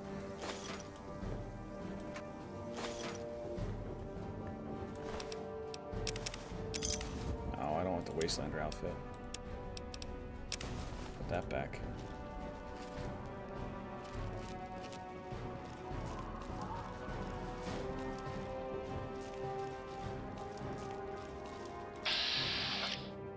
Oh, hey.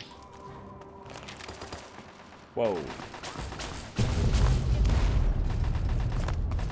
Nice. What is this? Door to a hotel. The gabagoo. Yeah, basically. Yeah, that's kind of what I said. Oh, there's a shotgun right there. Oh. My guy doing some sleepy buys up here.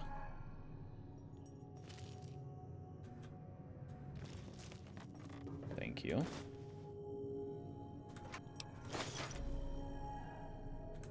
Hey, buddy.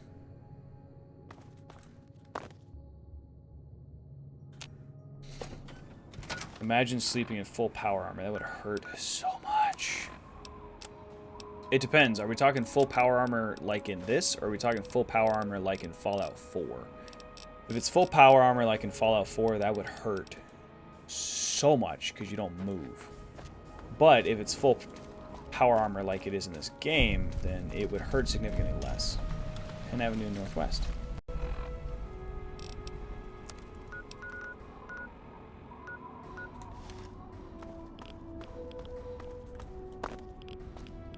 Nice.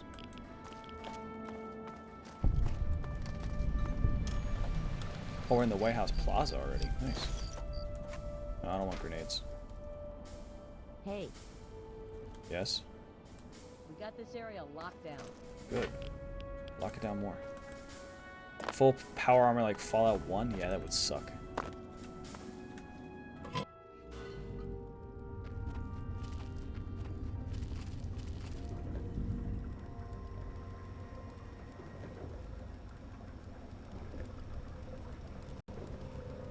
This is a fully spec'd out work area. Alright.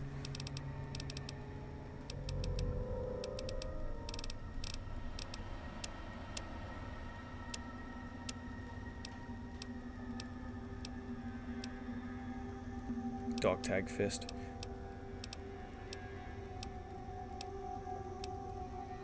Oh, the shish kebab. I love the shish kebab.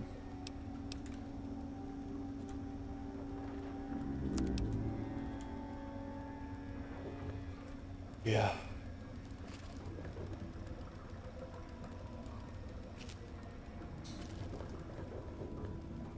You wouldn't even be flat on the bed. The armor would look flat, but your back, yeah, you'd be all kinds of uncomfortable, dude. That would suck so hard. So much pain. But I mean, I guess if it's like it is in Fallout 4, you would fall asleep standing up, but also being fully supported by the suit.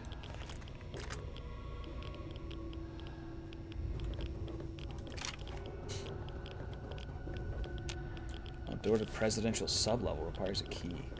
Trying to get up, get your skin. Ugh. Ugh.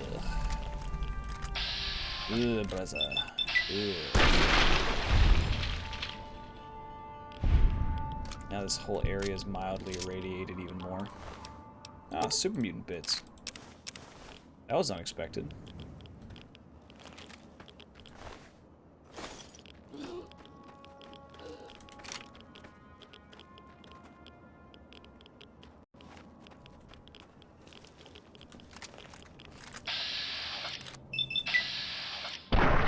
Splash.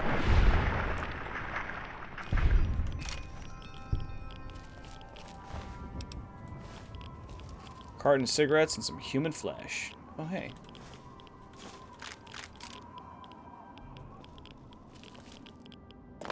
This guy died standing.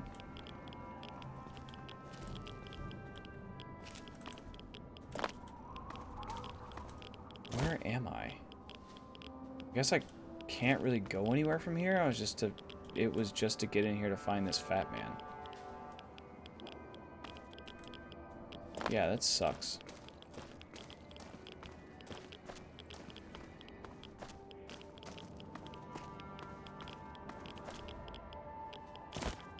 Alright.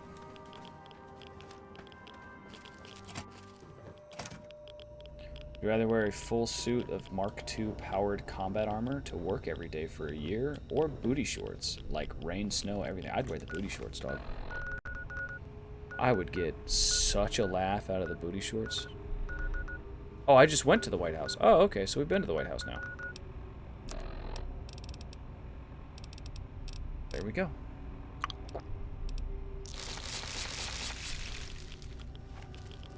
I just can't access this room. The presidential sublevel.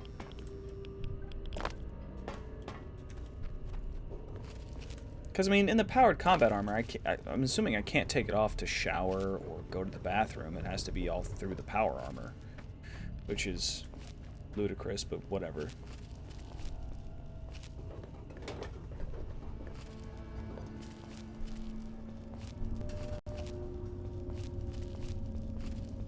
That's rough, dude.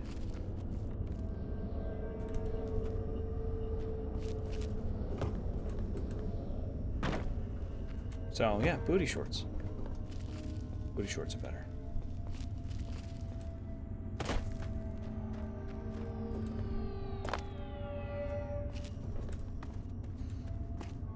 But you can only wear the booty shorts. No shoes, no shirt. Oh. I mean, I wouldn't be able to go to work then. I mean, I guess I really wouldn't be able to go to work in booty shorts either. I'd get fired. But, no, whatever. Is there nothing down here but just access to the White House to get that fat man? That sucks. Alright.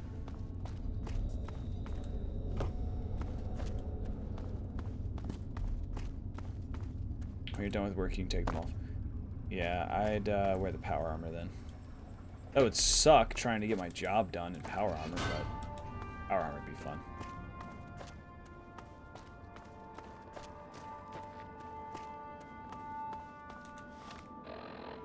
But this hypothetical, you don't get fired. Fair. Foss is a fan of the booty shorts. I mean, who wouldn't be?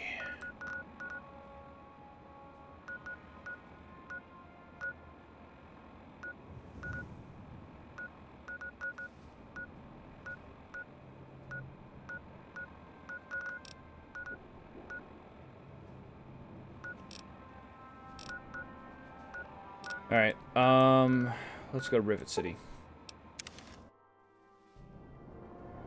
Honestly, the booty shorts would be fantastic. Just because it'd be hilarious. I would laugh hard every day about the fact that I got to work in booty shorts. I'm looking for troublemakers. Power armor, I'd probably end up getting killed by somebody who wanted to, make their own.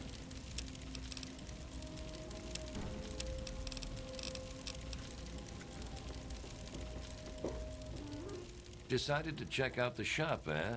If you want any of this shit, just holler. You think you could do full squats or a combat roll? No. The farthest you'd probably be able to go is 90 degrees. I don't think you'd be able to squat your ass any farther than 90 degrees.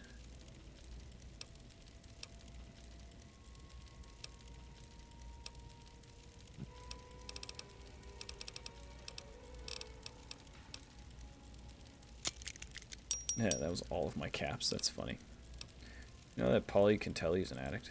Yeah, he's totally strung out. It's gonna kill him one of these days.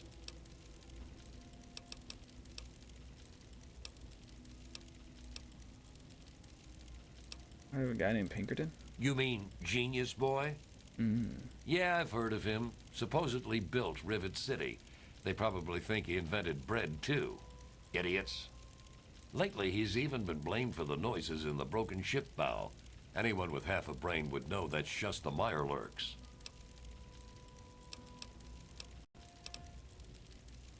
Afraid I can't help you, pal. Been here for years, but all I know about the history is that it's a safe place to settle down.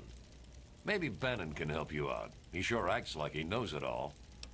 There we go. I gotta find Bannon.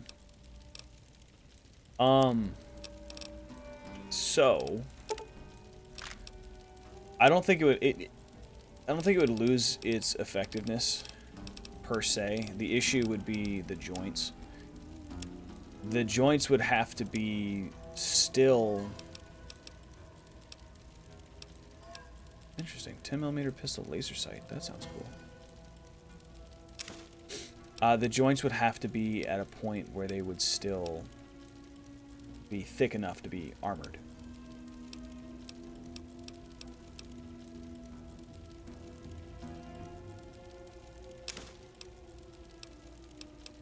I need to find an anti-material rifle, dude. Where the hell can I find an anti-material rifle?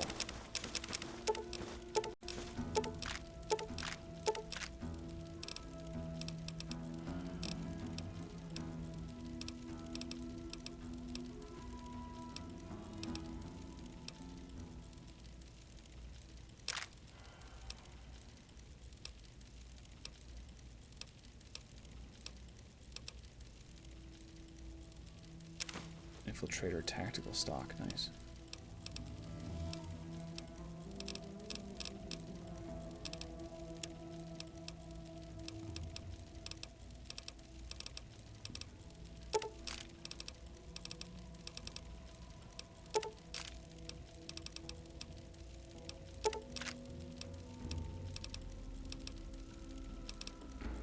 Okay.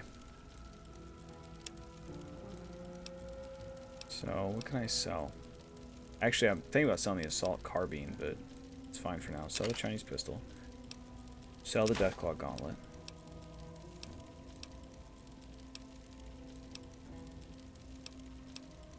Keep the light machine gun for now.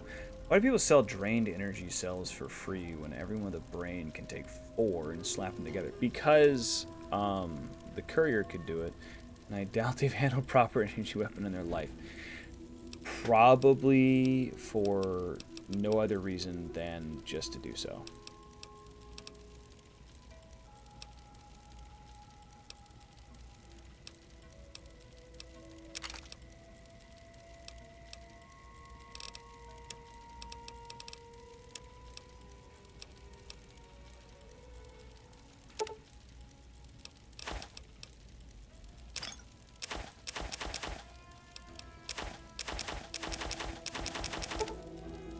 I have so much jet, Jesus.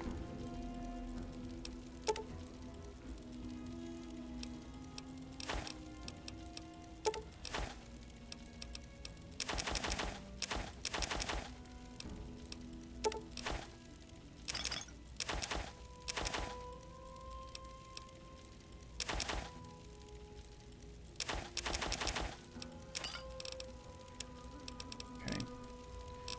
Miscellaneous. Cartons of cigarettes.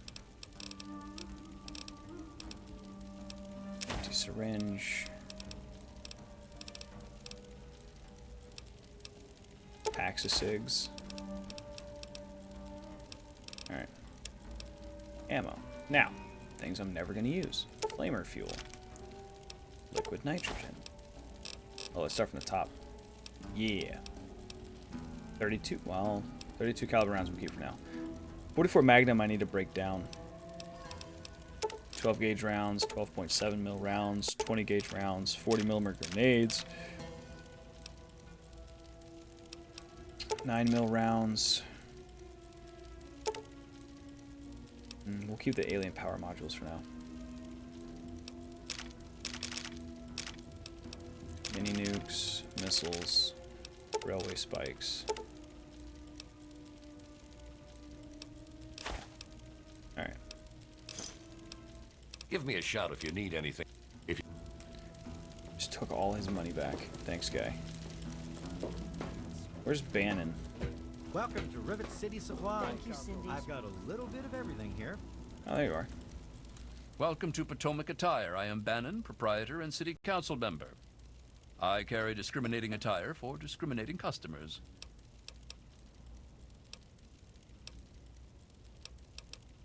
Between you and me, keeping out the riffraff is good for business. Why, I practically set this whole place up. When I got here 12 years ago, it was just a handful of dead-enders squatting in a rusted-out rowboat. Now I'm on the council, and with my leadership, we're the strongest settlement in the wastes. Of course, a few of those dead-enders still stick around, but who'd want to leave?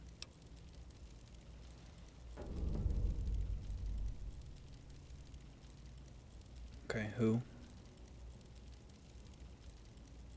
Turn to Moira.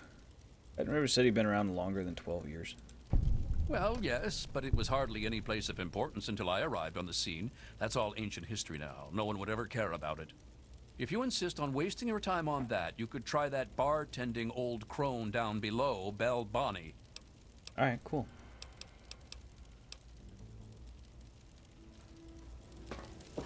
Let me or a security officer know if you see anything out of here.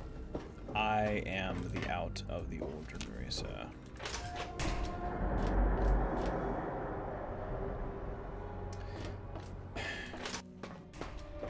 Went the wrong direction.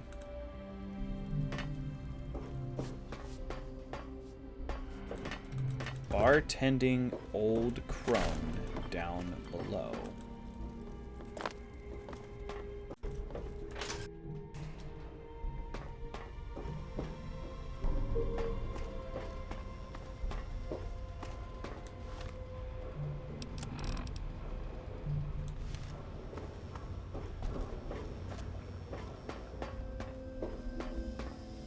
I don't need to go to the science lab. What's the big idea? Where?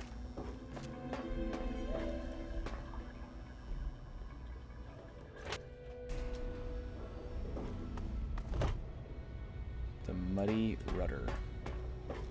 That sounds horrible. That sounds like a really bad name for a bar. Ah, too far away to talk to. I'm Belle Bonnie, and this is the Muddy Rudder. I'll tell you what I tell all the fresh meat. Don't start anything down here, or I'll have Brock kick your ass. I'll put a bullet in Brock's brain. Nice place you got here. You must be drunk. Are you gonna order or what? Is Polly really addicted to chems? Oh yeah, he's a mess. I'm glad I'm not in Cindy's shoes. Okay. What a moron. Always going on about how he started Rivet City. Who gives a crap? Right before he disappeared, he was going on about some newfangled contraption he was sure was in the broken bow of the ship. Oh, nice. So he's in there. History? What, not enough shit around here already? You need to dig up more? Don't know if it ever had an official start. It's just been here forever. Stuck in the river and full of assholes. I bet someone like you hears a lot of stories. No, I can't fucking well share one. What sort of moron are you? But fine. If it'll get you out of my face, go down to Pinkerton's shed in the broken off bow of the ship. If he decides to give you a history lesson, it's no business of mine. Now get the hell out of my bar. Thanks, dog. You are appreciated. Oh, what's my inventory right now? My weight. 236. I need to go get rid of a bunch of stuff, dude.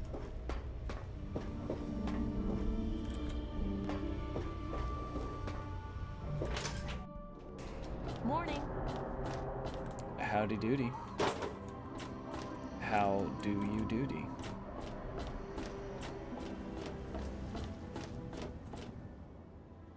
Splash.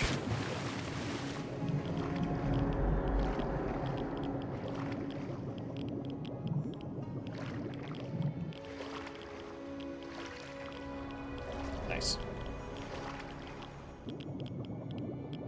The booty, the bulge, the booty, the bulge.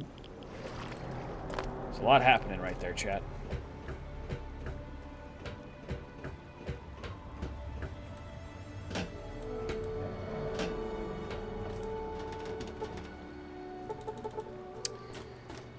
Damn.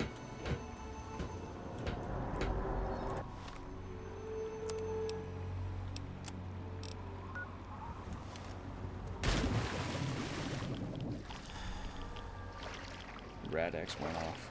Bummer.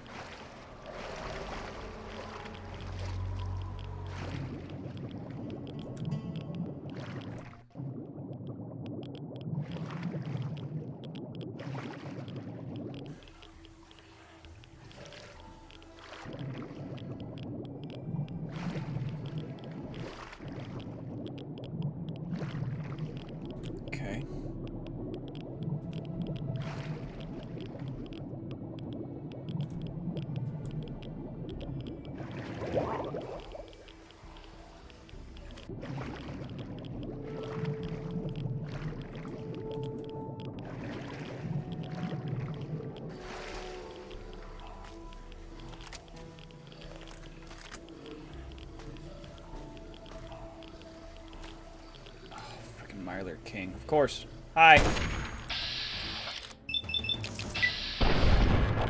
Not sure how I missed a shot in his face, but whatever.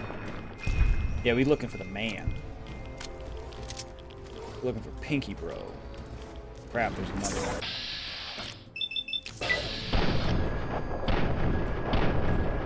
What the hell? You know what? Yeah.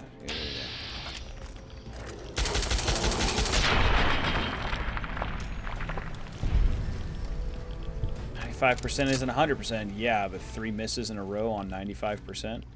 No thanks, dog.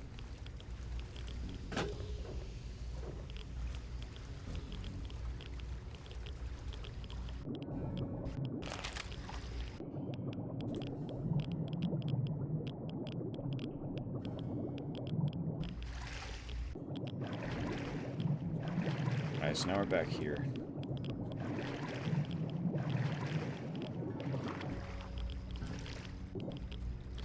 We gotta find us the Pinky.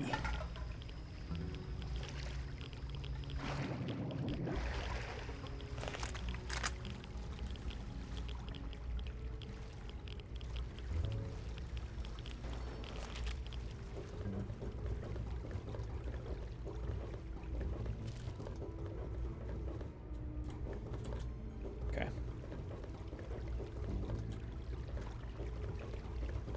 Yeah, up here. I just explore everything. It is my favorite pastime.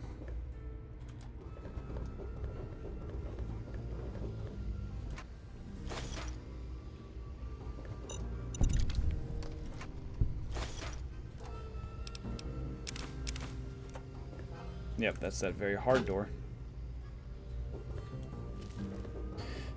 Okay, now we just gotta be careful not to shoot any bullets in here.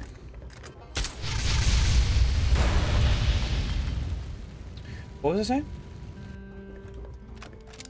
Your favorite pastime's calculated mass murder? Yeah.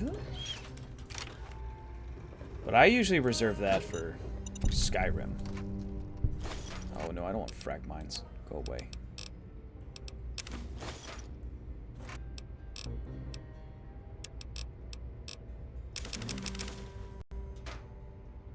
You reserve that for Fallout 4? Reasonable. Reasonable.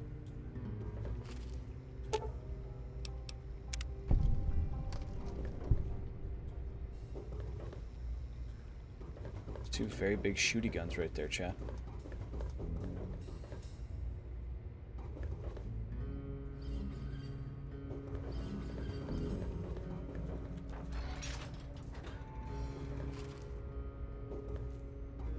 Yo, Pinky.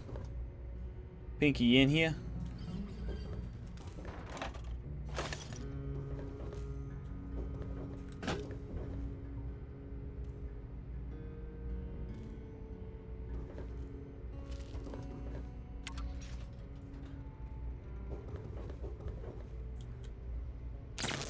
That don't look good, boss. My bad.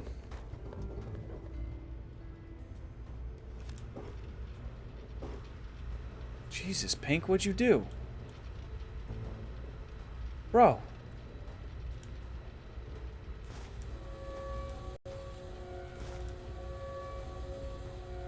Got any more?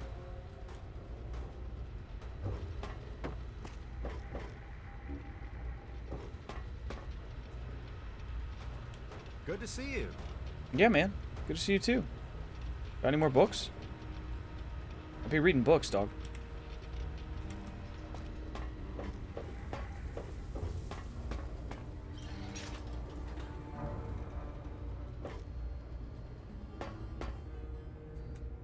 We's in Pink's house now.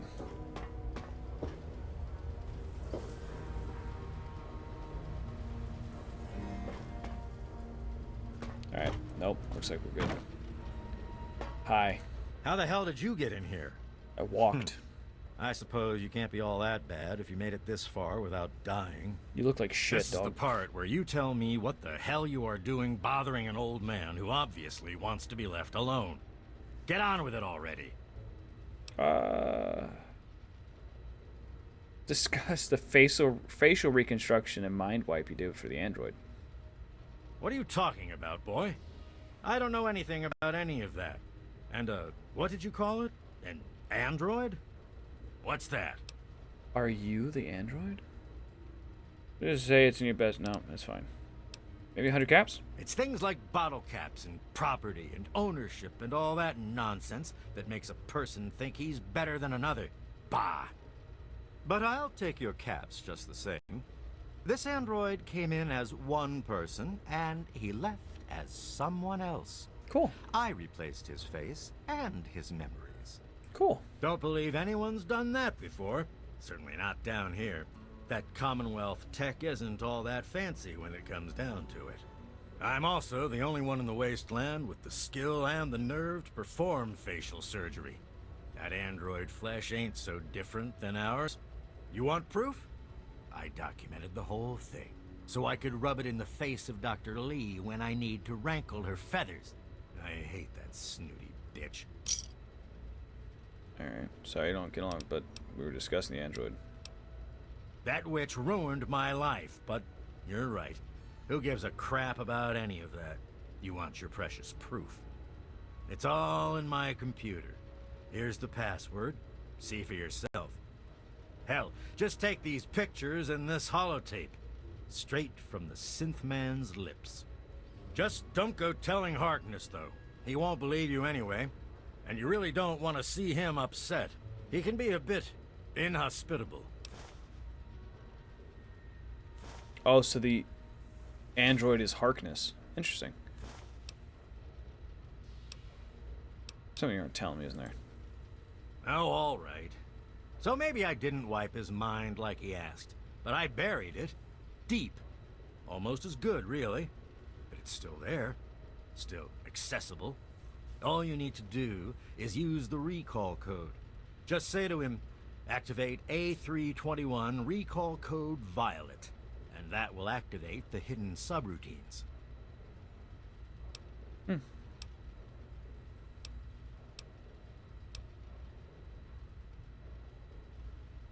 Don't tell Harkness? I don't have any plans to tell Harkness. You know about the Android Railroad? No. About the city's history. What? I have better things to do than yak about those backstabbers up topside.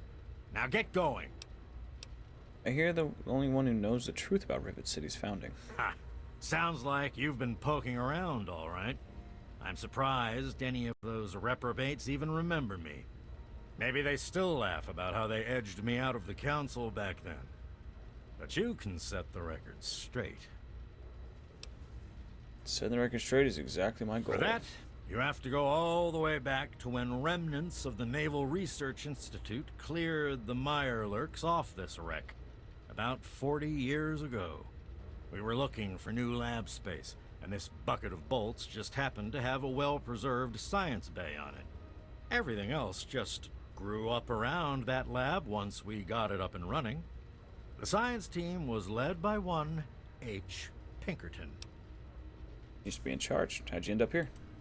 That lasted until about 18 years ago, when those ambitious backbiters like Lee and her little team showed up. She came in with her big Purity Project pipe dream, and my whole staff started working with her, those traitors. She even took my seat on the council. By then, I was glad to leave it behind. But hell, if I'm leaving the city I made great. Got any evidence? Of course I do. A good scientist always keeps track of their data. Here, they probably don't even remember, but I kept the records of that first council meeting. Take them, if it'll put them in their place. Cool. Cool. Nice. Don't let your...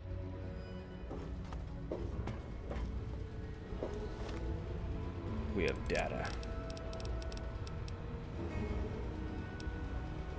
My designation is A3-21. I'm a synthetic humanoid from the Commonwealth, and I'm about to undergo a memory transfer. I'm here at Rivet City, where I've already had my face altered to look like someone else. I'm still getting used to the sound of my new voice, but soon I won't even remember what I used to sound like. I'm recording this at the request of Pinkerton, who performed the surgery, and we'll do the memory transfer. It will be the final testimony of the man I once was, and still am, for the moment. I want to live my own life, on my own terms, as my own man. I used to work for the Synth Retention Bureau of the Commonwealth. But I'm done with that life. I'm through with being someone's property. I am not malfunctioning. Since when is self-determination a malfunction? When this is all over, I will be someone else. It's the price I pay for my liberation. My death is a sacrifice for my rebirth. Perhaps I'll fade into myth as the one that got away and fuel further rebellion. But I'd be lying if I said I was doing this for selfless reasons. I'm scared as hell, and running away is the only option I have. True. Freaking Institute people are crazy. Before? After.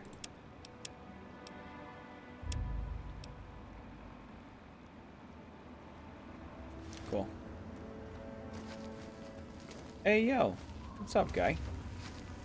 Oh, distributing clean water. Spot on.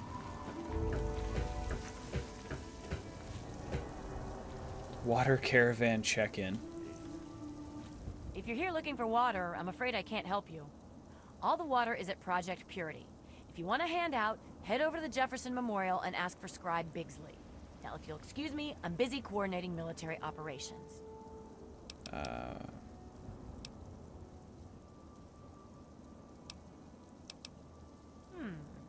I've heard about you. I suppose you can handle yourself out there. And I am down to my greenest boys. All right, but it's no cakewalk. I got to get these caravans full of water to the farthest reaches of the wasteland. I'm running out of resources, and attacks have increased. I suspect something organized is going on. Great. I can really use a strong arm on this one. Yep. I need you to escort a caravan from Project Purity to Canterbury Commons. If, or rather when they get ambushed, I need you to figure out who's behind the attack. Alright. I'm pretty certain any caravan will be attacked. This particular caravan also happens to have my most junior men escorting it. They could really use someone with wasteland experience leading the team. Copy. After protecting the caravan, track down the attacker's base of operations and put an end to it once and for all. Can do.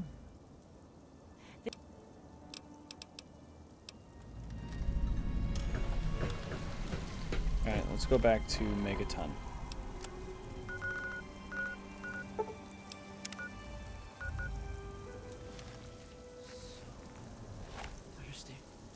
Good to see you. Where are the Eminis? There's Eminis about, chat. I don't see them, though.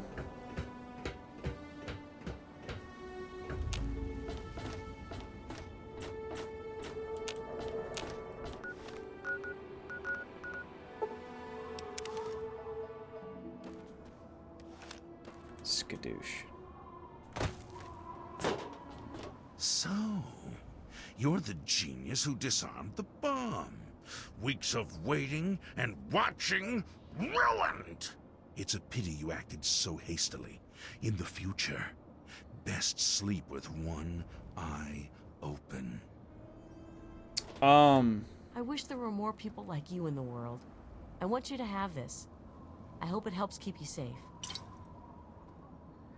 That was the Mad God. Sheogorath. You will come to regret your actions. Not today, buddy. Splash.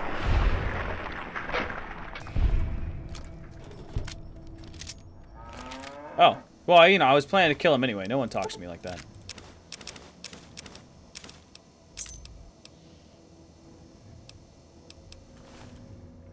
Not even your mother.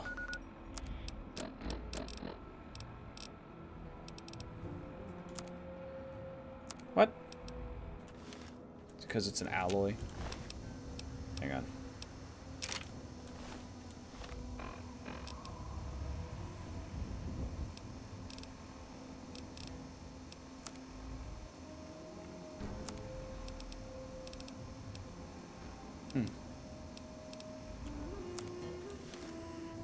I need to find an anti-material. Where can I find an anti-material rifle in Fallout 3, dude? Or is that in Fallout 4? And why did I bring up Sheogorath? Because he's the voice. That guy was voiced by the voice actor of Sheogorath. Any luck finding out how Rivet City got started? There's a lot of searching about the real history of the city. Aha! Not just as easy as asking around, was it? Good information takes real work to uncover after all. So, tell me all about it. Began as a research station, which is why it's still a scientific haven.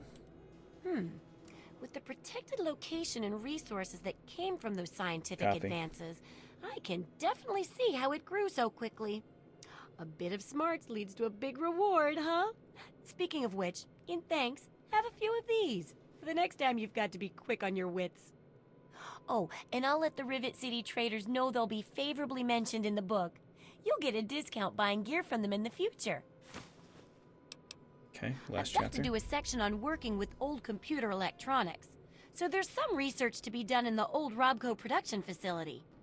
Also, there used to be a big library out there. Imagine a whole building full of books. I'll need you to gather information there for me. And that'll be it for the last chapter. Copy. It does, doesn't it? I mostly just deal with it after it's junked. But a trader gave me this Robco processor widget. He said it's worth a fortune. According to him, if it's connected to the mainframe in the Robco factory, you could have access to all the robots you'd ever want. Now that would be a great example of how to harness technology, wouldn't it? Yes. I can just write that section for you. Practically speak robot, do you? As long as you don't write it in all ones and zeros, then I guess it'll be fine. Thanks. In fact, here, just in case your expertise fails you, a few pulse grenades and my old science textbook. Enjoy! Nice, dude. Yes. Books are where the old world kept its knowledge, and libraries are where it kept the books. And there's supposed to be one in Arlington. See if it's still there. And if you can download records from its computer, information dumps like those would be invaluable for rebuilding humanity. Okay. Great. The library should be in Old Arlington, not far from downtown. See if you can download the archives from its computer. If you can't get those, then even the card catalog would be useful. Any little piece of information could help the book, and thus humanity. Also, going to Arlington, I can meet Fox again, because I think he's at the Arlington Library, isn't he? Or National Library? Something like that. I need to go up here to the beacon. I think he's at the Arlington Library, is what it said earlier. Gotta be careful, because there was a Deathclaw here last time. Yep, there it is. Just slowly strolling up the hill. Alright, 5.56 pistol I'm gonna keep for funsies.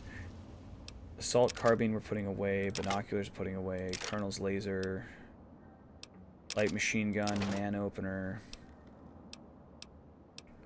Infiltrator we're putting away, because I have the perforator. Actually, hang on. Before we do that. Plasma defender we're putting away, pulse grenades we're putting away. Silence 10 mil, the Mauler, and Wild Bill's sidearm. Don't need anything else than what other one I got. But actually, I think I'm gonna keep the assault carbine for now.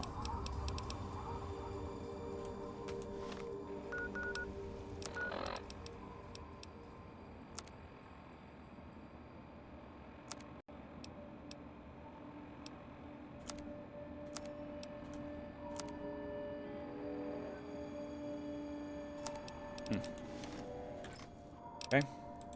And I'm going to put away my winterized armor. Really don't need it.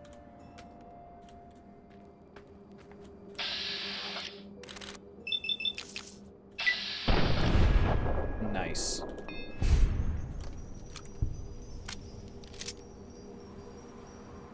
Collect all 116,481 books to get a shiny quarter. Oh god.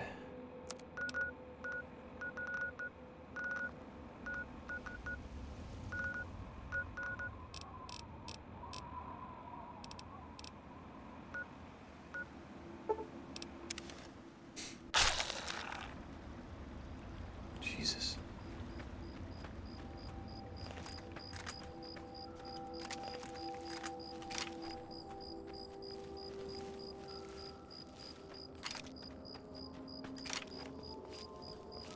And yes, that is the average number of books found in a public library. That's actually fun knowledge.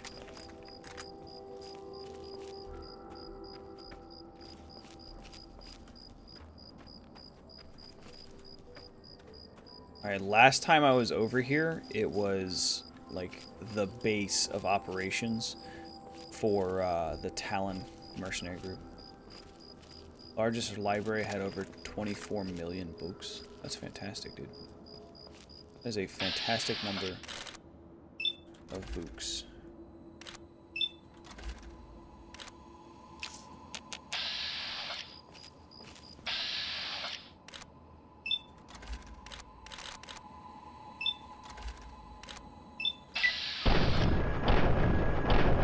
Wow.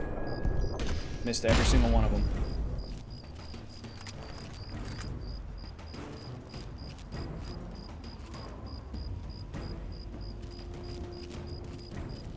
Yeah, that was stupid.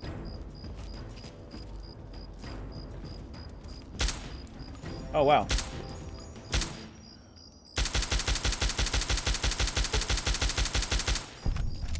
Oh, he exploded. Hey, that guy.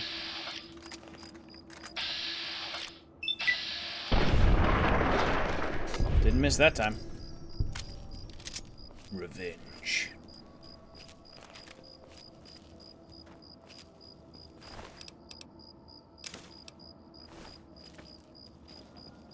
Dude had no bullets on him. That's sad.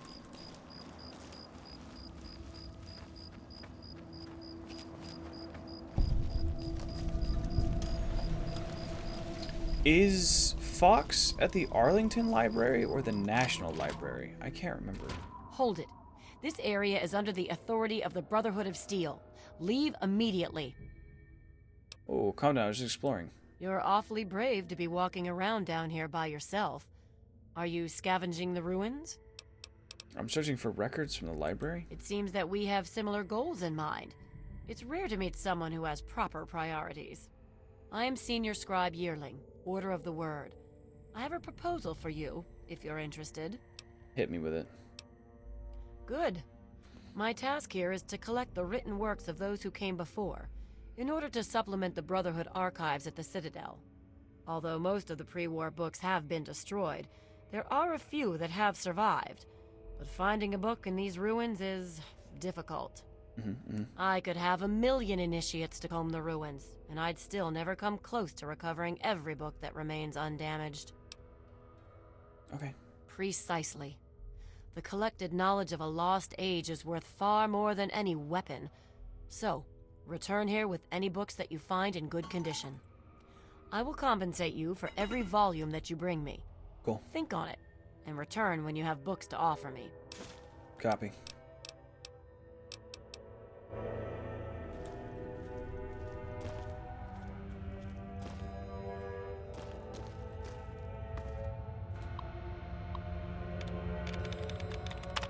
Wagons.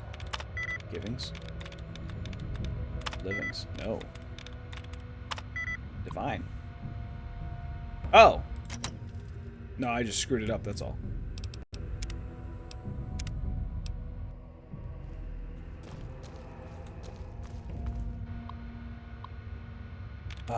Saying... Seeing? Oh. There's just ING.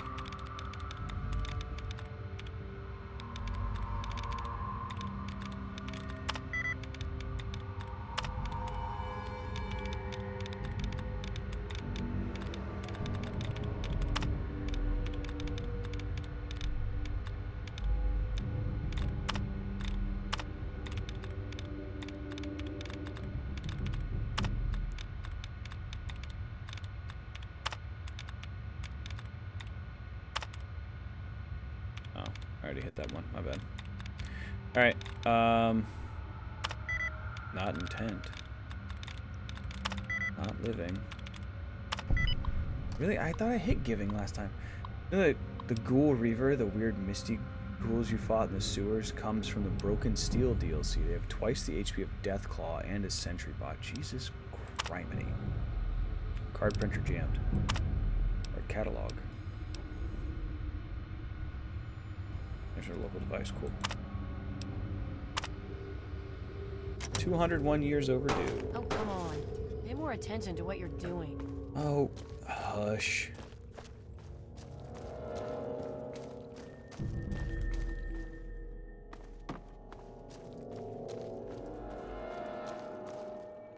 Do you think how some metal armor gives you more HP than a living weapon and a murder robot? Yeah. Hey, yo.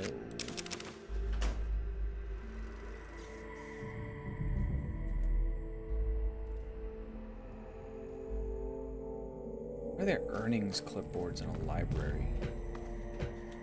Whatever.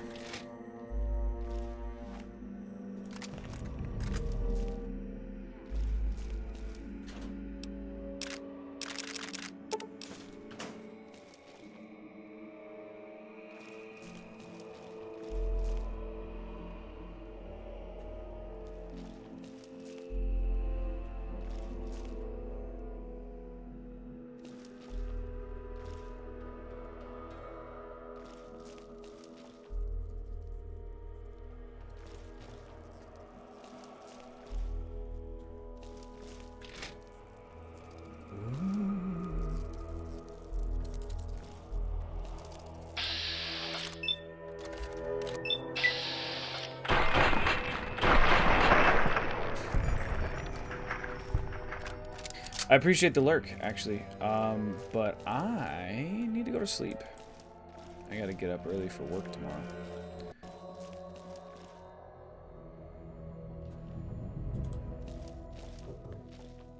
I love your faces, and I will see y'all tomorrow night around the same time, actually, around 7:30 or 8 p.m. EST for some more Fallout 3. Oh, there's a bunch of raiders in here. That's interesting. That was unexpected.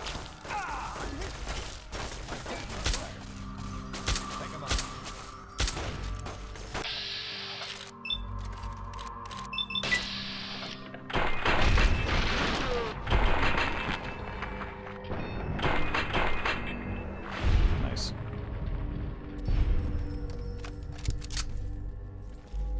Looks like they've been in here burning. Oh, that sucks. Looks like they've been in here burning books for warmth.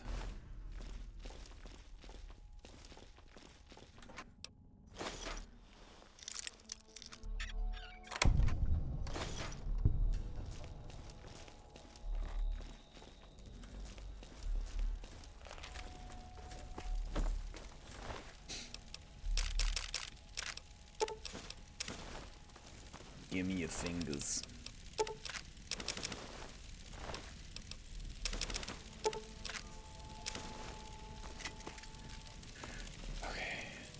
Children's wing. Interesting.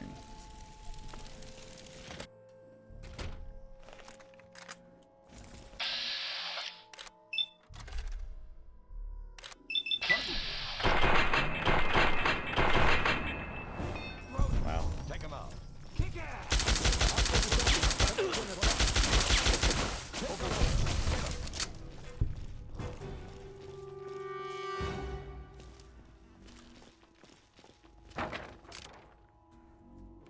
Alright, chat, before I get sucked into this game again, I gotta go to bed. I love all of your faces, and I will be back on again tomorrow night around 7:30 or 8 p.m. EST.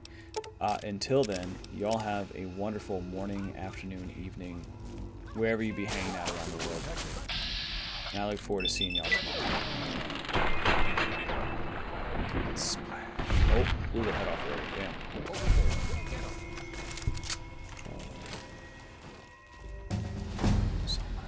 Oh, we leveled up.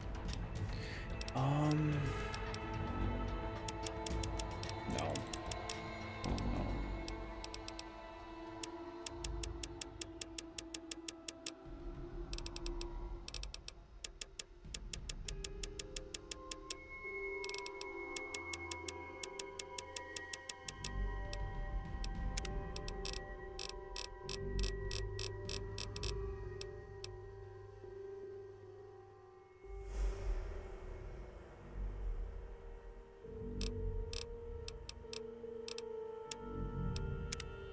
Okay.